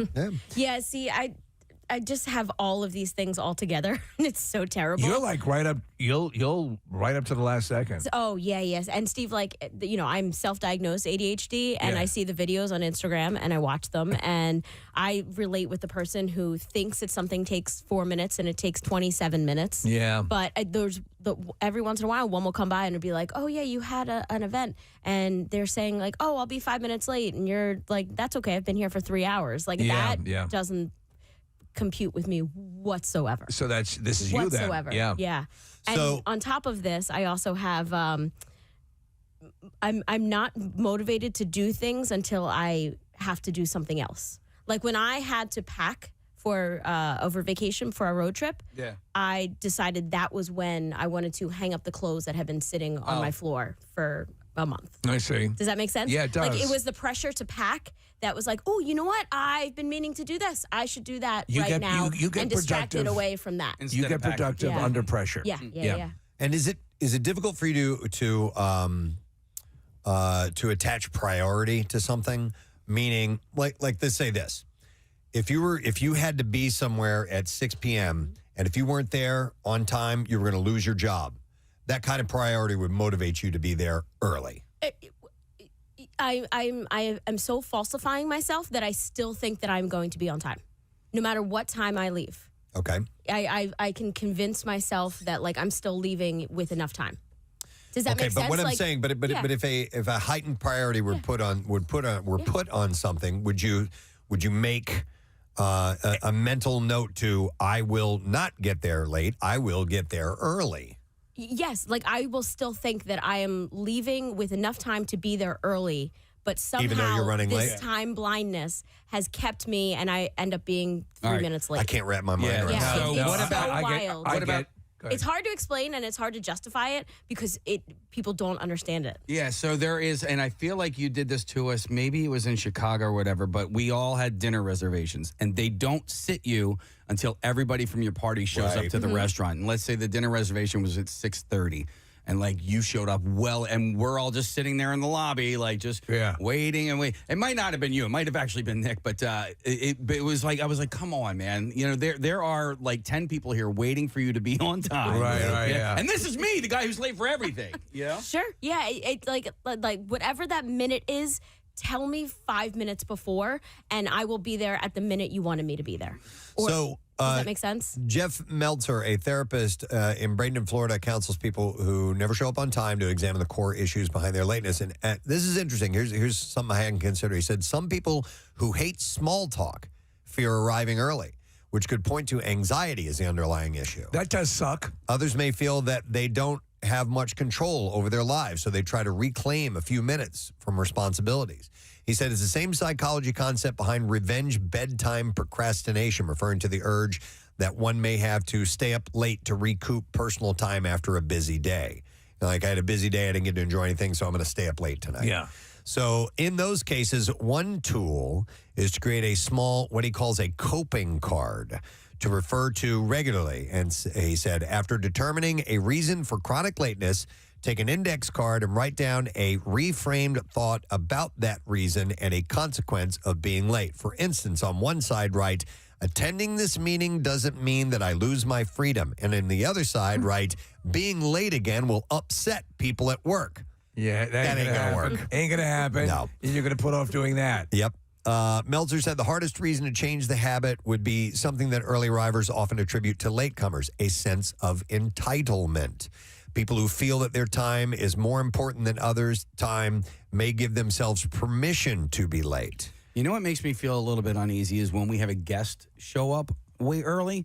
And I know that there are certain guests that like, Mark Summers is an early guy. Right. I think Todd Glass is an early, and that's just who they are. They don't like to be late. Yeah. So let's say we tell them to be here at 8, to be on air at 8:15, and then they show up at 7:30. That makes me feel uneasy because now they're just waiting for 40, and I don't want them waiting for 45 minutes. I'd rather them wait for, I'll tell you, as someone who does arrive early, I never feel that the onus is on the person who's the event I'm going to, that they have to entertain me or yeah. I think most early arrivers don't either. So I think you just know that they made that choice, and they're good with it. Yeah. So it should be cool. Except Mark Summers, who called you a prick. The list of things that you're describing there, Preston, I feel like don't describe me. I'm so apologetic for all of it, and there's no entitlement about it whatsoever. I just feel like I could be more productive in that time than waiting for what was going on. Okay. And that's what I convinced myself. That if you get there early, there's something else I could have been doing that was productive. And are you indeed doing productive things Usually. that make you run late? Yeah, I'm doing the thing that Shadow I puppets. wanted to do a week ago. Right. But I'm motivated to do it right now. All right, so this is interesting. Particularly helpful, he says, has been making a list of how long things take. Getting out the door in the morning felt like it took 20 minutes until this therapist, Levat, listed every step from bed to door. So he actually timed it out. Walk down the stairs 1 minute, find shoes 1 minute. And he said, I had a list that was a whole page long of literally walking between rooms, and learned that it took 45 minutes, not 20 minutes. Right. So if you More than actually twice. do a one-time test of how long things take, might give you a clearer picture. I get that. Yeah. All right. Well, anyhow, what are you laughing at? I'm laughing. I'm laughing at these texts that came in that okay. are saying they're associating with me. Okay. Gotcha. All right. So I'm anyhow, surprised they got the time to do that. I like Marissa. We need T-shirts. It's real. It's hard to figure out. Or I thought Marissa was describing me. So I feel you guys who are out there. all right, we're moving on to another story. As scientific advancements go, this is really unusual. A growing number of people are getting Brazilian butt lifts and breast enhancements using fat from donated human cadavers. So there's something wildly ghoulish about that. The product called Aloe Clay is made from sterile fat that goes through a cleaning process to remove DNA and other materials that could cause like to donate your loved one to go into someone else's ass? It could cause a bad reaction. It is meant for patients who are too thin to use their own fat. Yeah. Or who have already had liposuction. This doesn't bother me. I think it's just weird saying that. But I mean, you get, if you even got donations from a living donor, I mean, it's still that's weird too. Removed from the body. I mean, you will listen for life-saving. They already use cadaver stuff for life-saving measures. I don't know what's weird about it. It just seems weird. But to when me, it comes for cosmetic reasons, seems a little bit more frivolous. Yeah. Or so the filler can be. What are you going to do with that penis? The filler can be injected in a doctor's office without general anesthesia. Yeah. And Dr. Sachin Siradharani, a Manhattan plastic surgeon, said demand has been high for the product. Procedures start at around $10,000 and go up depending on the amount of filler used. Men are also using aloe clay to sculpt their chests without implants. Just dead people's fat. How soon before they're going out these kill squads to get the ass juice that they need? I saw there's a girl that on Instagram. Crazy, I know. I follow attractive girls on Instagram, but there's a girl on Instagram who is she has 6-pack abs. Right. But her body, the rest of her natural body fat doesn't seem to jibe with that. And I think that there's some kind of implants or injections that It are could in be there. that. You know what I mean? That sort of contouring is quite common these days. Yeah. Where you'd see someone who's the rest of their body fat ratio doesn't belie a sculpted abdomen. And as you know, Steve, to get that, because you've followed bodybuilding and stuff like that for a long time, to get the really definition, you have to build up the muscle first. Then you got to lose weight big time. You have to lose the fat. The fat covers up the muscle, and when the fat is gone, then you see the definition. Absolutely. In case you would well know this as well, when they have to the water all of that has to be purged, and you would see it throughout the entire body. Yeah. You wouldn't just see it in the abs. So, Preston, this one person you're talking about, did they have more fat on them? Okay, exactly. So that's what I mean. It doesn't jibe together. So Right. I think they're doing either injections or maybe flat out implants. Just had the band from Ashes to New here in the studio when we were done with the interview, and we were in commercial break. I went over and we were just chatting with them real quick. And Maddie, the drummer, who's from the area, he's like, dude, this was really special for me. Oh, man, that's cool. To be here at MMR. He's like, my parents, they live in Florida. He's like, they still listen on the app. They listen all the time. And he was, and he was sharing me some moments with the radio station that they've had, growing up and everything. So I thought it was really, really cool. It's a blessing for us, to be a part of this. I mean, we're a chunk of it, but you're talking a history that generational for so many people, and never more on display than at the barbecue, last weekend. To see literally generations of families coming out to attend the show blew my mind. Yep, absolutely. All right, we have a Bizarre File segment for you. WMMR presents Preston and Steve's Bizarre File. Brought by Pella Windows and Doors. Right now, get 40% off installation, or you can choose 60 months APR, percent APR. Visit PellaPhilly.com. Schedule your free in-home consultation today. I actually have a story. So we were talking to Matt in the band from Elizabethtown in the Lancaster area. That's where they recorded. I have a Lancaster story for the Bizarre File. Perfect! Nothing like driving to work with your windows down and breathing in fresh air, but that didn't happen yesterday in Lancaster County on a Pennsylvania highway. Instead of fresh air, drivers were hit with the stink of thousands of gallons of liquid fertilizer that was everywhere. That was spilled along a stretch of Route 441. Wow. The road was closed, so hazmat cleanup could be done, and several hours later, the road was declared reopened. Yeah, we have audio of actually at that scene. Everywhere! Meanwhile, the stench from this spill lingered for hours afterwards. There's everywhere! So you can imagine how bad. On the windows! Actually, it would make me nostalgic for the airport. Yeah, for sure. Yeah. All right, a man from Michigan, this is messed up, has been ordered to spend at least 30 years in prison after killing his own groomsmen on his wedding day. Is that a tradition? No, I don't think so. James Shara from Flint, Michigan, was arrested on Monday for the death of his best friend, Terry Taylor Jr., who he ran over with a sport utility vehicle during an argument on the 30th of August, 2024. One moment destroys 2 lives. Taylor was severely injured after being struck and was later pronounced dead at a local hospital, prompting the county prosecutor to tell CBS News, "I've never seen anything quite like this. I've seen people running over other people, but not so soon after a wedding." The news outlet ML Live reported that an emotional Shara told the court at his sentencing, "The only thing I can do for the rest of my life is express my apology and remorse. I will forever be sorry." He also said that killing Taylor was not intentional and that he accepted full responsibility for his actions. The judge said, "Mr. Shara, I believe that you're not a criminal. However, you are a killer." Taylor's killing occurred in the community of Flint hours after Shara's wedding to Savannah Collier. The celebrations were held at Flint Pizzeria and then continued at a house. Police said that Taylor's killing stemmed from an argument between the newlyweds and the groomsmen after the festivities at the pizzeria. Was it over pizza toppings? They did not say, but it led to him being intentionally struck by a large SUV that was traveling at a high rate of speed. They did not disclose what the argument had been over. According to testimony, Shara had been drinking throughout the day and left his argument with Taylor for about a minute before returning and hitting him. The crash sent Taylor flying through the air. Taylor had been outside the house hosting the after party when Shara struck him with the SUV. The newlyweds then reportedly left the scene and did not report it to police until the next day. Oh, my God. That decision made it more difficult for investigators to unravel what had happened. Terry Taylor Jr. is survived by 4 children and his fiance. Shara's wife is tentatively scheduled to be sentenced on May 26 for serving as an accessory to the crime. Messed up, man, on the wedding day.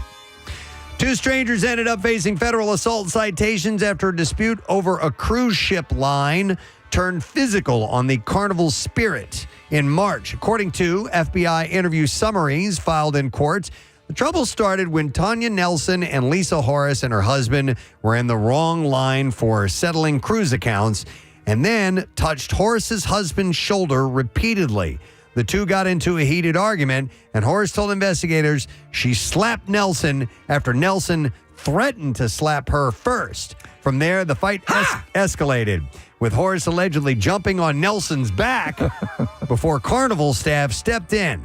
Both women are scheduled to appear in federal court in Mobile, Alabama for the incident. By the way, jump on YouTube and do a search of Carnival brawls. You will see unbelievable melees. On cruises? All constantly now. Oh, I need to see that. Constantly, yeah. I need to see that. Wow. All right, so for the second day in a row, there was a story I didn't get a chance to get to it yesterday, but it involved a U-Haul truck. Here's another one. A U-Haul driver wanted on charges from multiple Georgia counties led the deputies in Georgia on a chase on Friday after being spotted driving recklessly, sideswiping a truck and other vehicles along the way. The chase ended when a deputy performed, and this is a U-Haul truck. Yeah. A deputy performed a pit maneuver on it, and it sent the U-Haul off the road, flipped it on its side in a church parking lot. I would love to see that. That's pretty cool. The driver, identified as Damian Jones, is arrested. Investigators found drugs in the truck. His specific charges were not immediately released, but it's most likely a fairly long list. Who put drugs in the truck? All right, and then we'll do one more story, and then we will wrap it up. Viral video showing an illegal horse-drawn cart race on public roads in Patagonia, Sicily, has led to a police investigation. It's about the family. Also, the seizures of the horses and the questioning of 2 men. So the video, which spread widely online and drew attention from animal welfare groups, showed horses racing at high speed while spectators on scooters fired guns into the air. Oh, wow, man. We're looking at video of it. Police from Catania confirmed that they had identified and reported 2 men aged 40 and 45 to prosecutors and ordered several stables in San Cristoforo district to shut down after this. Veterinarians accompanied officers during raids to assess the horses' conditions. An Italian animal welfare organization, LAV, noted that illegal street racing in Sicily, long tied to organized crime and fueled by illicit betting, represents one of the most striking displays of criminal prestige and mafia control over the territory. And I would have to imagine, and maybe I'm wrong on this, but horses running on pavement like that at a full gallop is not good for them. I got to think it's going to mess up their hooves. Rubber treads on their hooves? Yeah, maybe? snow tires, Yeah, snowshoes. The race in, could you see actual snowshoes though? What that would look like on a horse? The race in Pelagonia was unusual for occurring at dawn on a Friday rather than on the more typical Sunday morning when they do these illegal races, I guess. All right, and there you go. That is what I have. Crazy. In the bizarre file for you this morning. Marissa, did you find snowshoes for horses? We did. Oh, my God. Yes. They make them. Why I not? had no idea. Horse snowshoes. I was joking. Wow. Okay. Well, you've seen it all. Do they do the slip-ins? They're not there yet. They're not there yet. All right, we will take a break. Come back in a second. Lesson question. Trash music news on the way. Stay with us. Ab implants. Are there? Yes, there are. I wouldn't mind having ab implants. I mean, once in my life, I'd like to have. I took a real shot at it, man. I worked really, really hard for. You got it? It kind of, It's a sort mother of, effort. but it was so. I had to give up. I was trying too hard, and I injured myself a couple times. I'm like, I can't do that. Get them on your back. See how you like Dude, those back abs are awesome. You must work out like a Look at fiend. that. You've got back abs. Yeah, I mean, these people Six are back getting, abs. Are you looking at pictures, Mariz? Yeah, I mean, I guess it's like the equivalent of getting a boob job. You're just getting an ab job. Yeah. So we're looking at the photos of the guy on the left. Can they here, do Marissa. hand jobs? It's kind of like the girl that I was saying. See how you can tell that he's got sculpted abs, but he has big love handles there on the side too. It just doesn't seem to make sense. Quite jive. Yeah. So, all right. Anyway, you can always do Dead People's Fat if you want to now, because that is It's a good available. band name, Dead People's Fat. All right, I think we got to wrap up the. Or do we have time for one more? One case? more. One more. All right. All right. Let's do a quicker one. Yeah. How about this? New research shows that stressed out rats are more likely to use cannabis when given the chance. So they toke up when they get a little bit of agitation? Yeah, they roll a spliff and get fired up and you're good to go. Irie. Scientists at Washington State University created Put on some Marley. created a detailed behavior profile for 48 rats and then let them access cannabis vapor for an hour a day over 3 weeks. Why not just give them edibles? I know, right? Maybe they could. I'm not really sure. So the rats could get the vapor by poking their nose into a small port. Rats with higher levels of stress hormone cortisone use the cannabis more often than calmer rats. This cheese tastes so good. The connection was tied to their regular baseline stress levels, I'm in the mood for pizza. not stress from specific tasks or puzzles. Researchers also found that rats who had trouble adapting to changing rules were more motivated to seek out the cannabis. That's kind of funny. Trouble adapting to changing rules. They're like, dude, I can't figure this out. Let's just smoke You're up. bumming me out. Scientists hope this information could help people understand their own cannabis habits and make smarter choices about use. Cannabis rats. There's another band name. That's a band name. The Cannabis Rats. I love it. All right, and there you go. That's Just Saying Institute for today, friends. We'll do some more research and we'll return another time with plenty to feed your mind with. And I saw Temple's fencing Dr. Nikki Frankie, who I believe you guys had at the Camp Out for Hunger. I thought you guys would like to share this. So absolutely, Dr. Frankie came by and taught me how to fence, which I think I did a pretty good job of, other than almost crippling my knee. Yeah. But she was amazing, though. She was excellent. And she is, she's had a 50-year coaching career at Temple. There was an event a little while back that they had over 100 of her former and current student athletes were in attendance. And each era got on stage and spoke about her impact. The women shared tears, laughter, and joy for the coach who changed their lives. She said it really was very moving. Over the years, it's still the same. The stories that they told and the things they remember, it really made me feel like, okay, I've done my job because they still have good feelings about their time here. That's the most satisfying thing about coaching. She told the story about how it all came to be, and she just kind of on a whim got involved with it. It became something very important to her. That program would not exist were it not for her. She created it. She created it, yeah. So she is the 2026 winner of the NCAA Pat Summit Award, an honor recognizing a coach who has demonstrated devotion to the development of college athletes and made a positive impact on their lives. And she was recognized for that alongside other NCAA honors recipients. You should reach out to her and let her know how you were permanently crippled by your 7 minutes of fencing. So her resume reflects her legendary status as a coach, as a fencer in her own right. Frankie earned National Intercollegiate Women's Fencing Association All-American honors, earned a spot on 2 Olympic rosters, and was inducted into the Brooklyn College Hall of Fame. Nice. As a coach, she is the all-time winningest women's athletics coach at Temple, amassing 898 wins in the 1992 National Women's Foil Team Championship.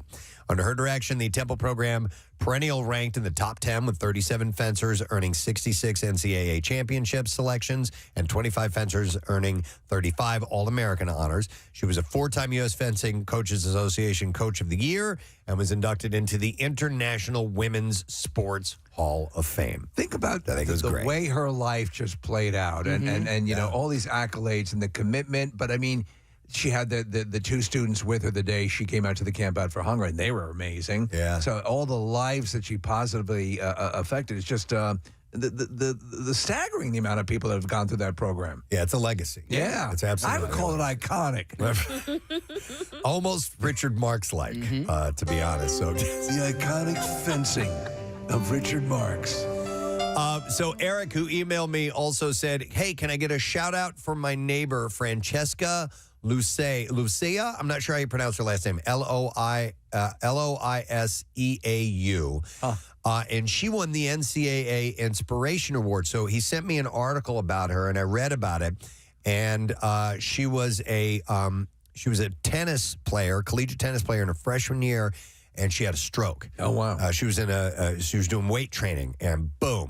Just nailed her, and like half her body went out, and they saved her life. They had essentially bore a hole in her head, and released the pressure of a brain bleed, and so she just took her a couple of years to rehab and get back, and she ended up getting back to tennis, and playing again in matches. Well? And I don't know if she got 100% all of her function back, but enough to participate again in the program. So she was given the NCAA Inspiration Award. So I want to give a shout out to her. Which is just on a side note, and we certainly do that.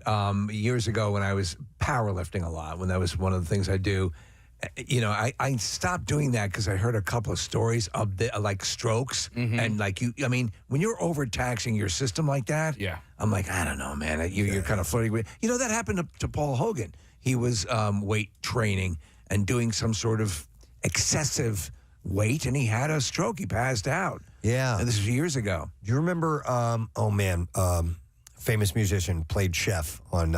Richard Marx? No, not Richard Marx. Isaac Hayes. Isaac Hayes. He was on the treadmill. Yes. He was exercising. He was doing what he was supposed to be doing, and had a stroke and died. Honestly, if you can, sit on the couch and eat junk food. Please. Yeah. Please. Yeah. So I think it's Francesca Lusso, probably is how you say that, Marissa. I don't know. That sounds about right. Yeah, that sounds right. Okay, I was just seeing if that made sense. All right, anyhow, that's the City Beat story. Here's another one for you. Wawa is closing a store on Drexel University's campus. This is nearly 3 years after remodeling to a digital order-only concept with no products on the shelves. I remember when they debuted this. They had a ribbon cutting and the whole thing, and it was going to be in it. The thing I like with Wawa, though, is that something doesn't work, or they add something. They move. They're fluid. So this didn't work. One of the many things I like about 3300 Market Street location, which has been open since 2018, is set to close on the 21st of this month. It was remodeled in 2023 to test the new store format, which required customers to order all items on touchscreen, no shelves of products to browse. The pilot was not successful, leading to the store's planned closure, according to a statement from our friend Lori Bruce at Wawa. Prior to the pandemic, the store saw more food service than any other Wawa, they said. But the company statement shared by Lori said, over the years, we've made several attempts to address business and operational changes at this location.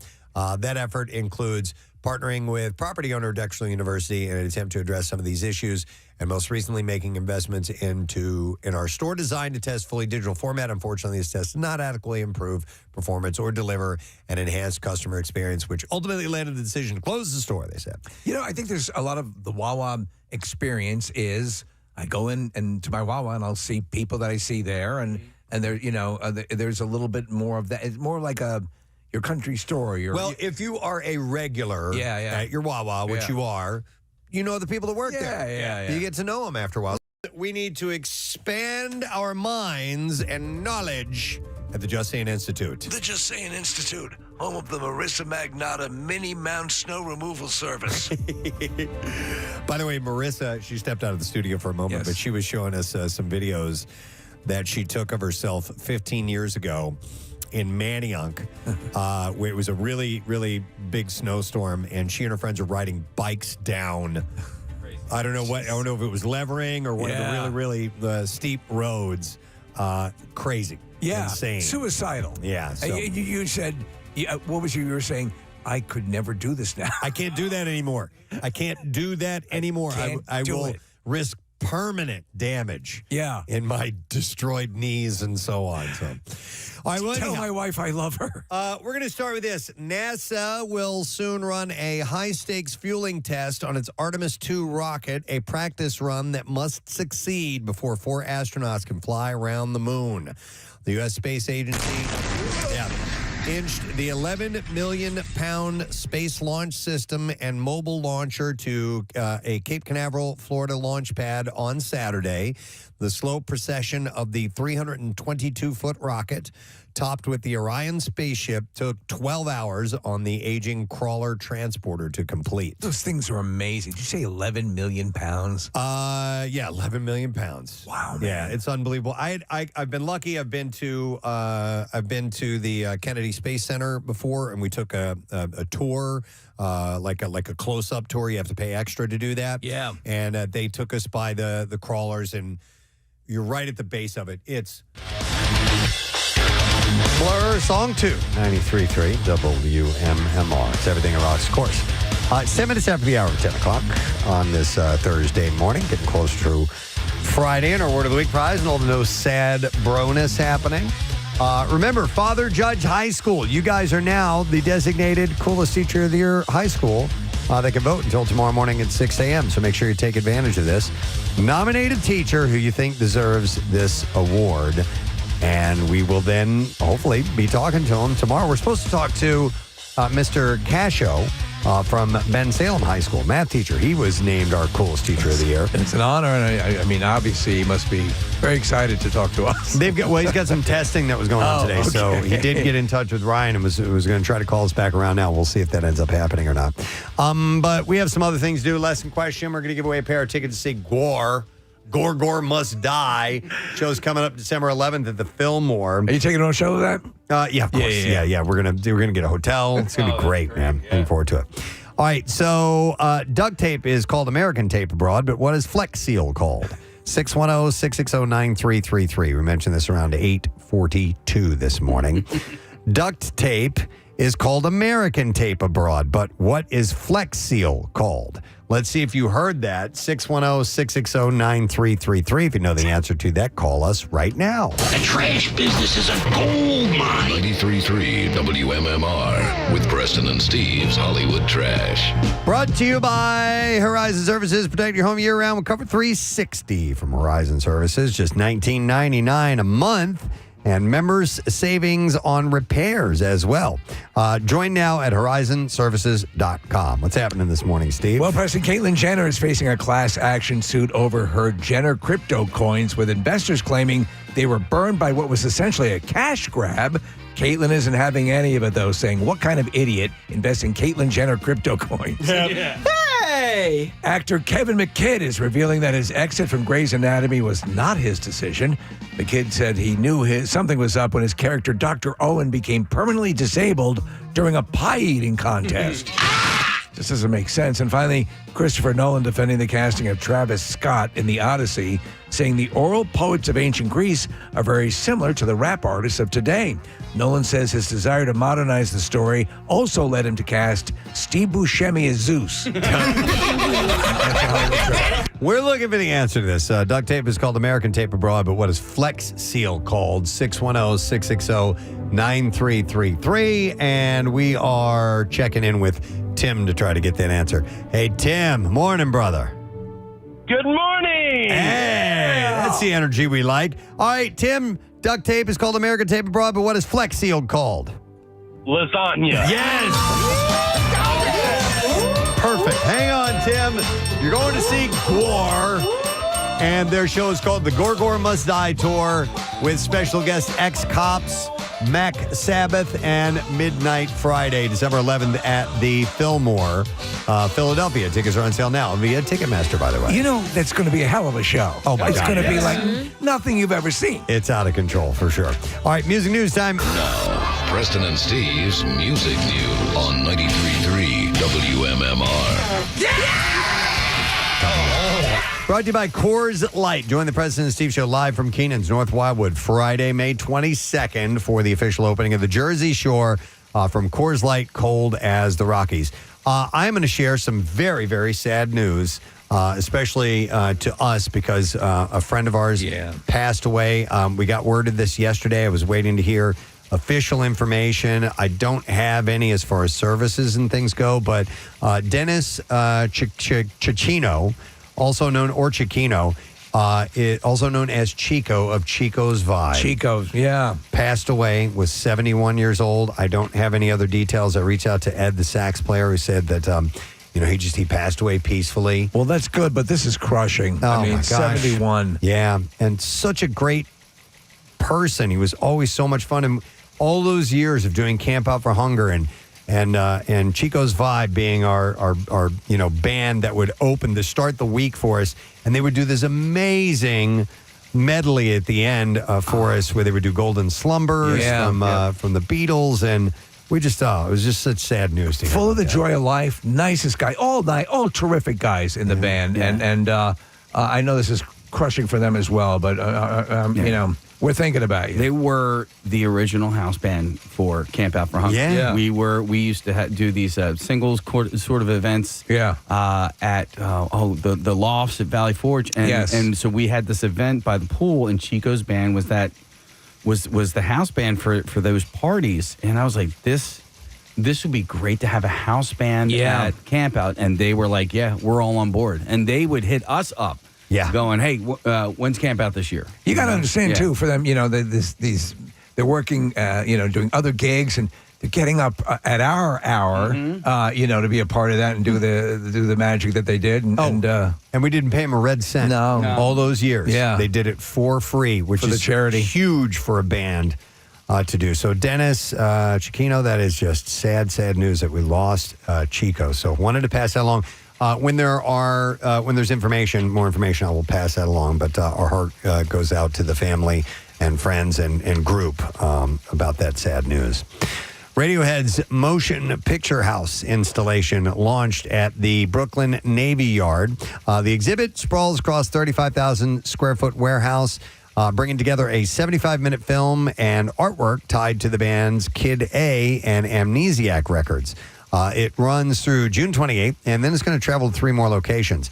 There's television sets at Loop Animations, stick figure sculptures standing among prints created by frontman Tom York and Stanley Donwood. Each visitor gets a total of 2 hours and 30 minutes to wander the space before the film begins. They say it's very similar to that Willy Wonka activation. Oh, they did it. But it's called, the movie is called Kid Amnesia, and it serves as the main attraction. Sean Evans directed this animated film, which first appeared on PS5 and Epic Games Store back in 2021. I don't think I want to see it. A minotaur wanders through rooms filled with strange creatures and mysterious symbols. The theater holds 4 tilted screens, that climb 20 feet high, paired with speakers tuned specifically for the building. Sounds like an immersive experience. The British group released Kid A in 2000, followed by Amnesiac in 2001. Both records represent a major change in direction as guitars took a back seat while synthesizers and electronic textures moved to the front. After Brooklyn, the exhibit moves to Chicago, then Mexico City, and then will eventually end up in San Francisco. And then one final story. Billy Corgan revealed plans to bring his orchestral production of A Night of Melancholy and the Infinite Sadness to Europe for this September. The Smashing Pumpkins frontman will perform with a 60-piece orchestra across London, Antwerp, Paris, and Madrid. The production debuted with 7 sold-out performances at the Lyric Opera of Chicago in 2025.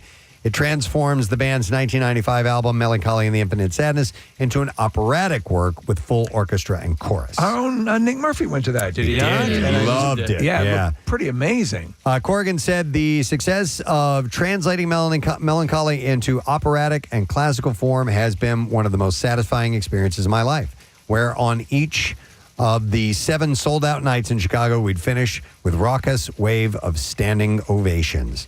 The original album included singles Tonight, Butterfly Wings, 1979, and Zero. It's earned diamond certification from the RIAA for 10 million units sold. Wow. And there you go. That's what I have in music news for you this morning. That means we take a final break, come back in a second, wrap it up. Letter of the day, word of the week prize at Matt Court. Stay there.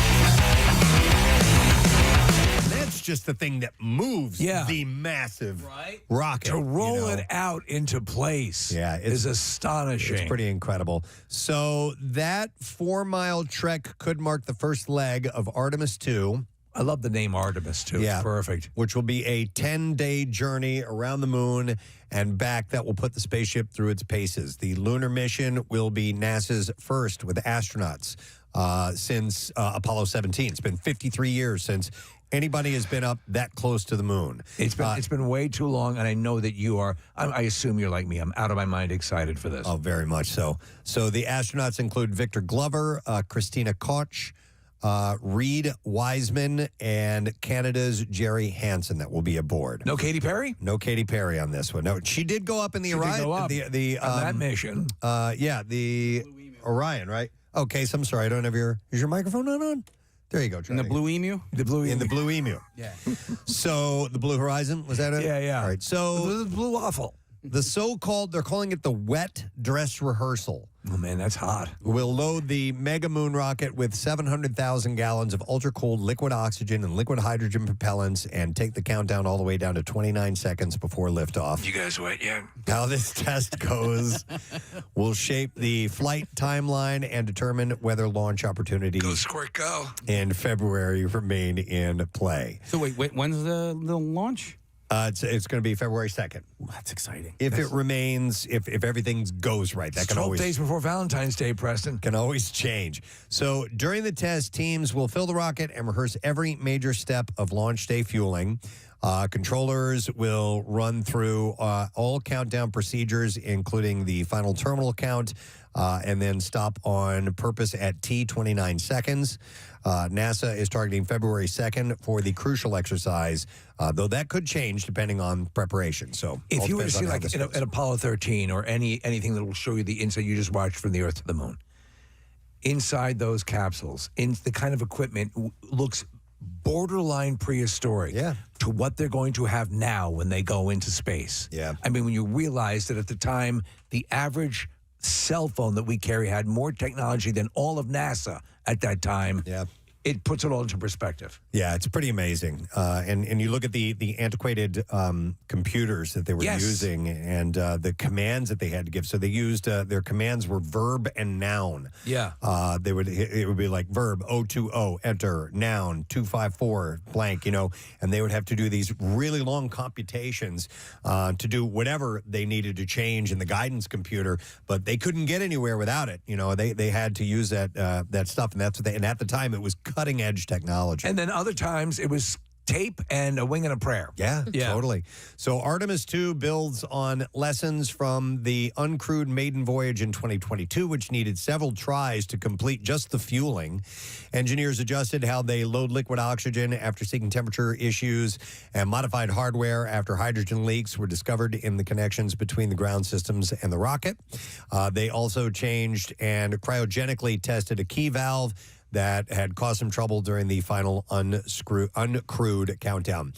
Since Artemis 1, the Kennedy Space Center has revised procedures and upgraded hardware as part of the Artemis 2 plan. Once the wet dress rehearsal ends, engineers will pore over the performance of the rocket, the Orion spacecraft, and the ground systems. Only if the data looks clean with the mission managers will they move on to setting a specific launch date, but they're hoping for February 2nd. I mean, listen, Pretty amazing. We need to go back. And I know people say, why? It's something we need to do. As a species, we need to explore, Well, yeah, so the old adage is, why? Yeah. Because it's there. It's there, yeah. And that's part of the reason, but there's some practical things, too. Sure. That they need to figure out, and you never know what. Velcro came out of the space program. I mean, come on, man. So did Corningware. Absolutely. That came out of the space program. Yeah. Yes. Yeah, there are a lot of things, Marissa. In fact, you could pull up a list of household items that were created through the space program. They had other uses that they were intended for, but they ended up being perfect for other things that we still use to this day. Yeah, absolutely. The melon baller. That came from of course. That's how lunar soil was scooped with a melon baller. So Marissa just pulled, and I'll just read off the list here. I'll take it here, Marissa. So things that were created from the space program: dustbusters, little handheld vacuums. Memory foam, yes, was something that was created from NASA and the program. Before that, the foam could not remember. No, wireless headsets.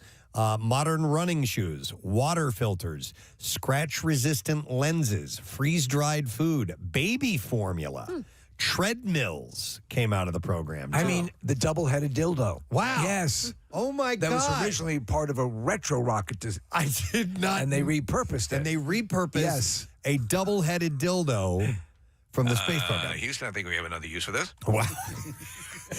Let me get back to you in a couple of minutes. If you hear some groaning, you just ignore that. So anyhow, they're doing those. They're getting the full what they call the wet dress rehearsal underway. We talked about this last week about the resort on the moon or things of that nature, and the projected cost of what it'd be to go there. I don't think, obviously, in my lifetime, I'm not going to make it. But I mean. How exciting is that? And maybe for some people, don't give a rat's ass. But for me and for you, it's been part of science fiction lore forever. It's been a while. We've been off for a couple weeks, and we haven't shuffled around the streets of Philadelphia. It's time for the City Beat, folks. So we're going to Scooby-Wow-Wow. Get in it. Feet, beat, meat. That's all you need to know. That's it. All right, so a new baby African penguin at the Adventure Aquarium in Camden was unveiled yesterday.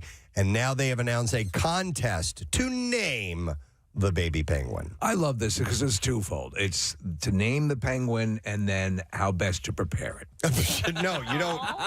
We're not going to eat it.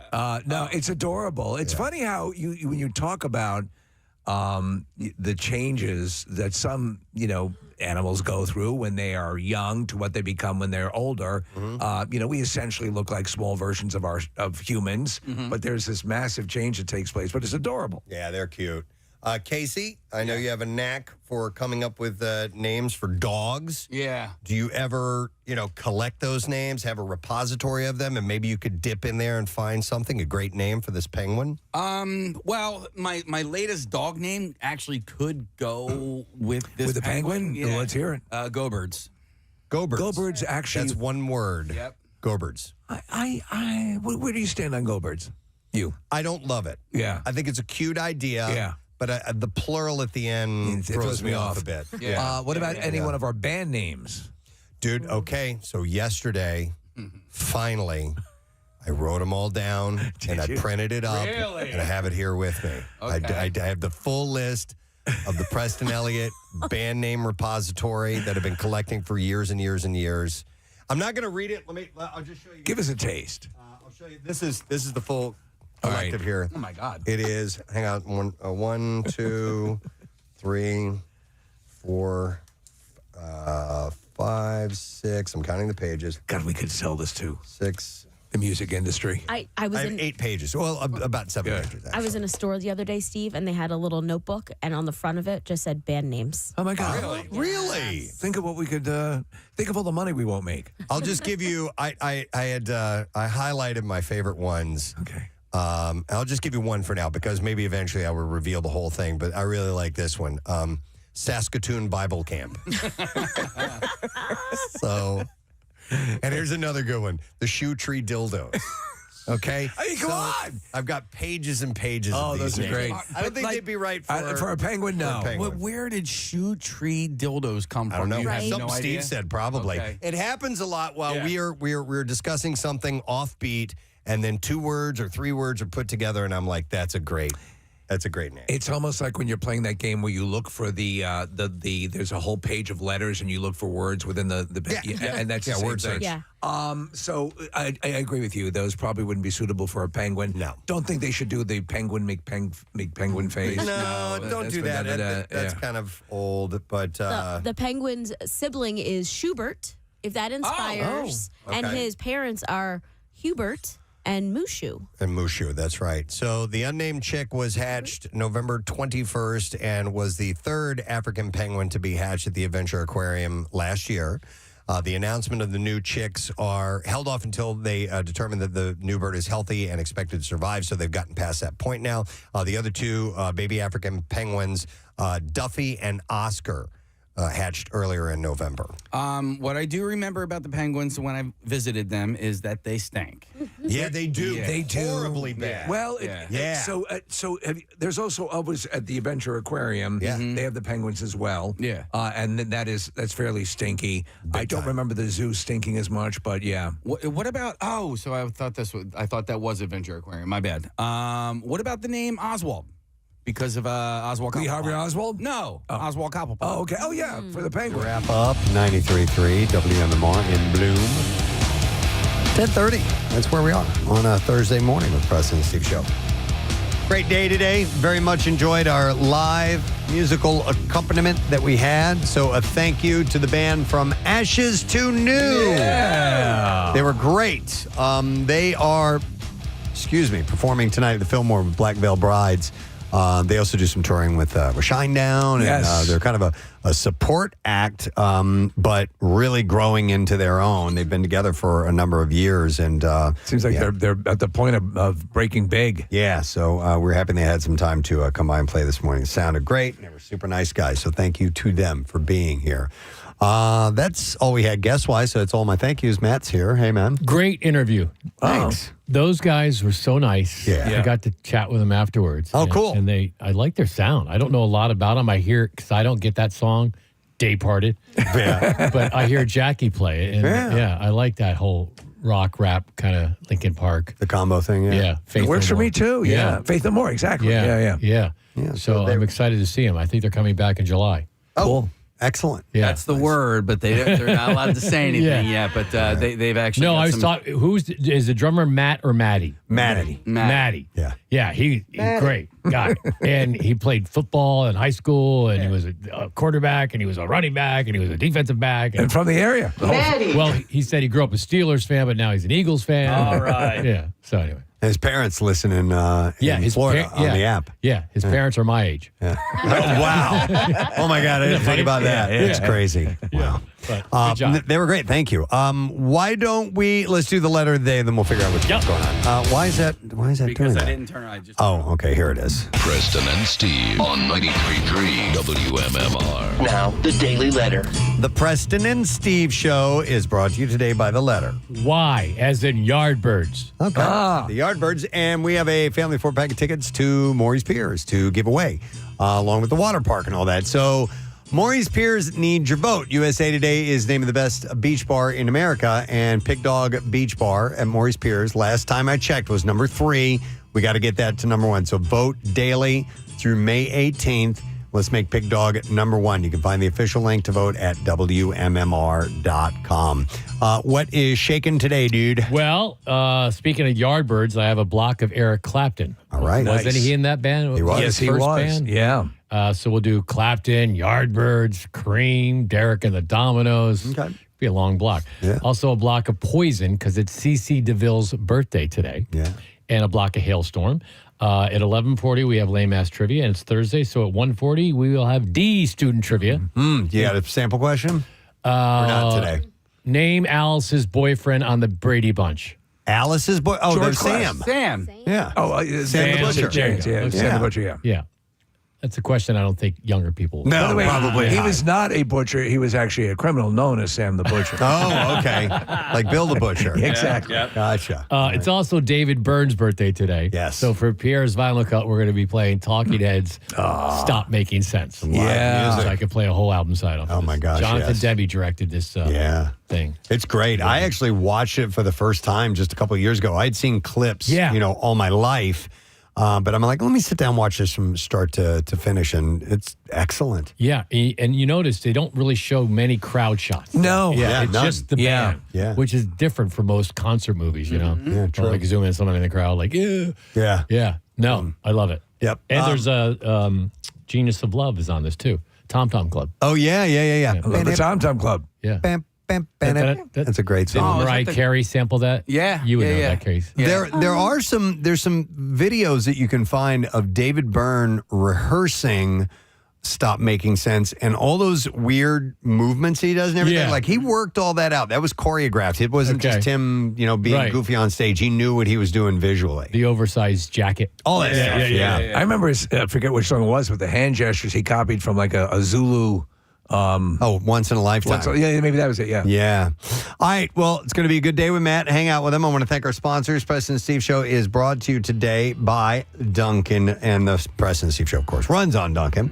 Also brought to you by Faulkner Buick, GMC Trevos. Get massive construction sales savings at Faulkner Buick GMC in Trevos and FaulknerBuickGMC.com to be sure. And also Live Casino and Hotel Philadelphia. Voted best casino in Pennsylvania by Casino Player Magazine. Tomorrow, it's No Sad Bro Friday.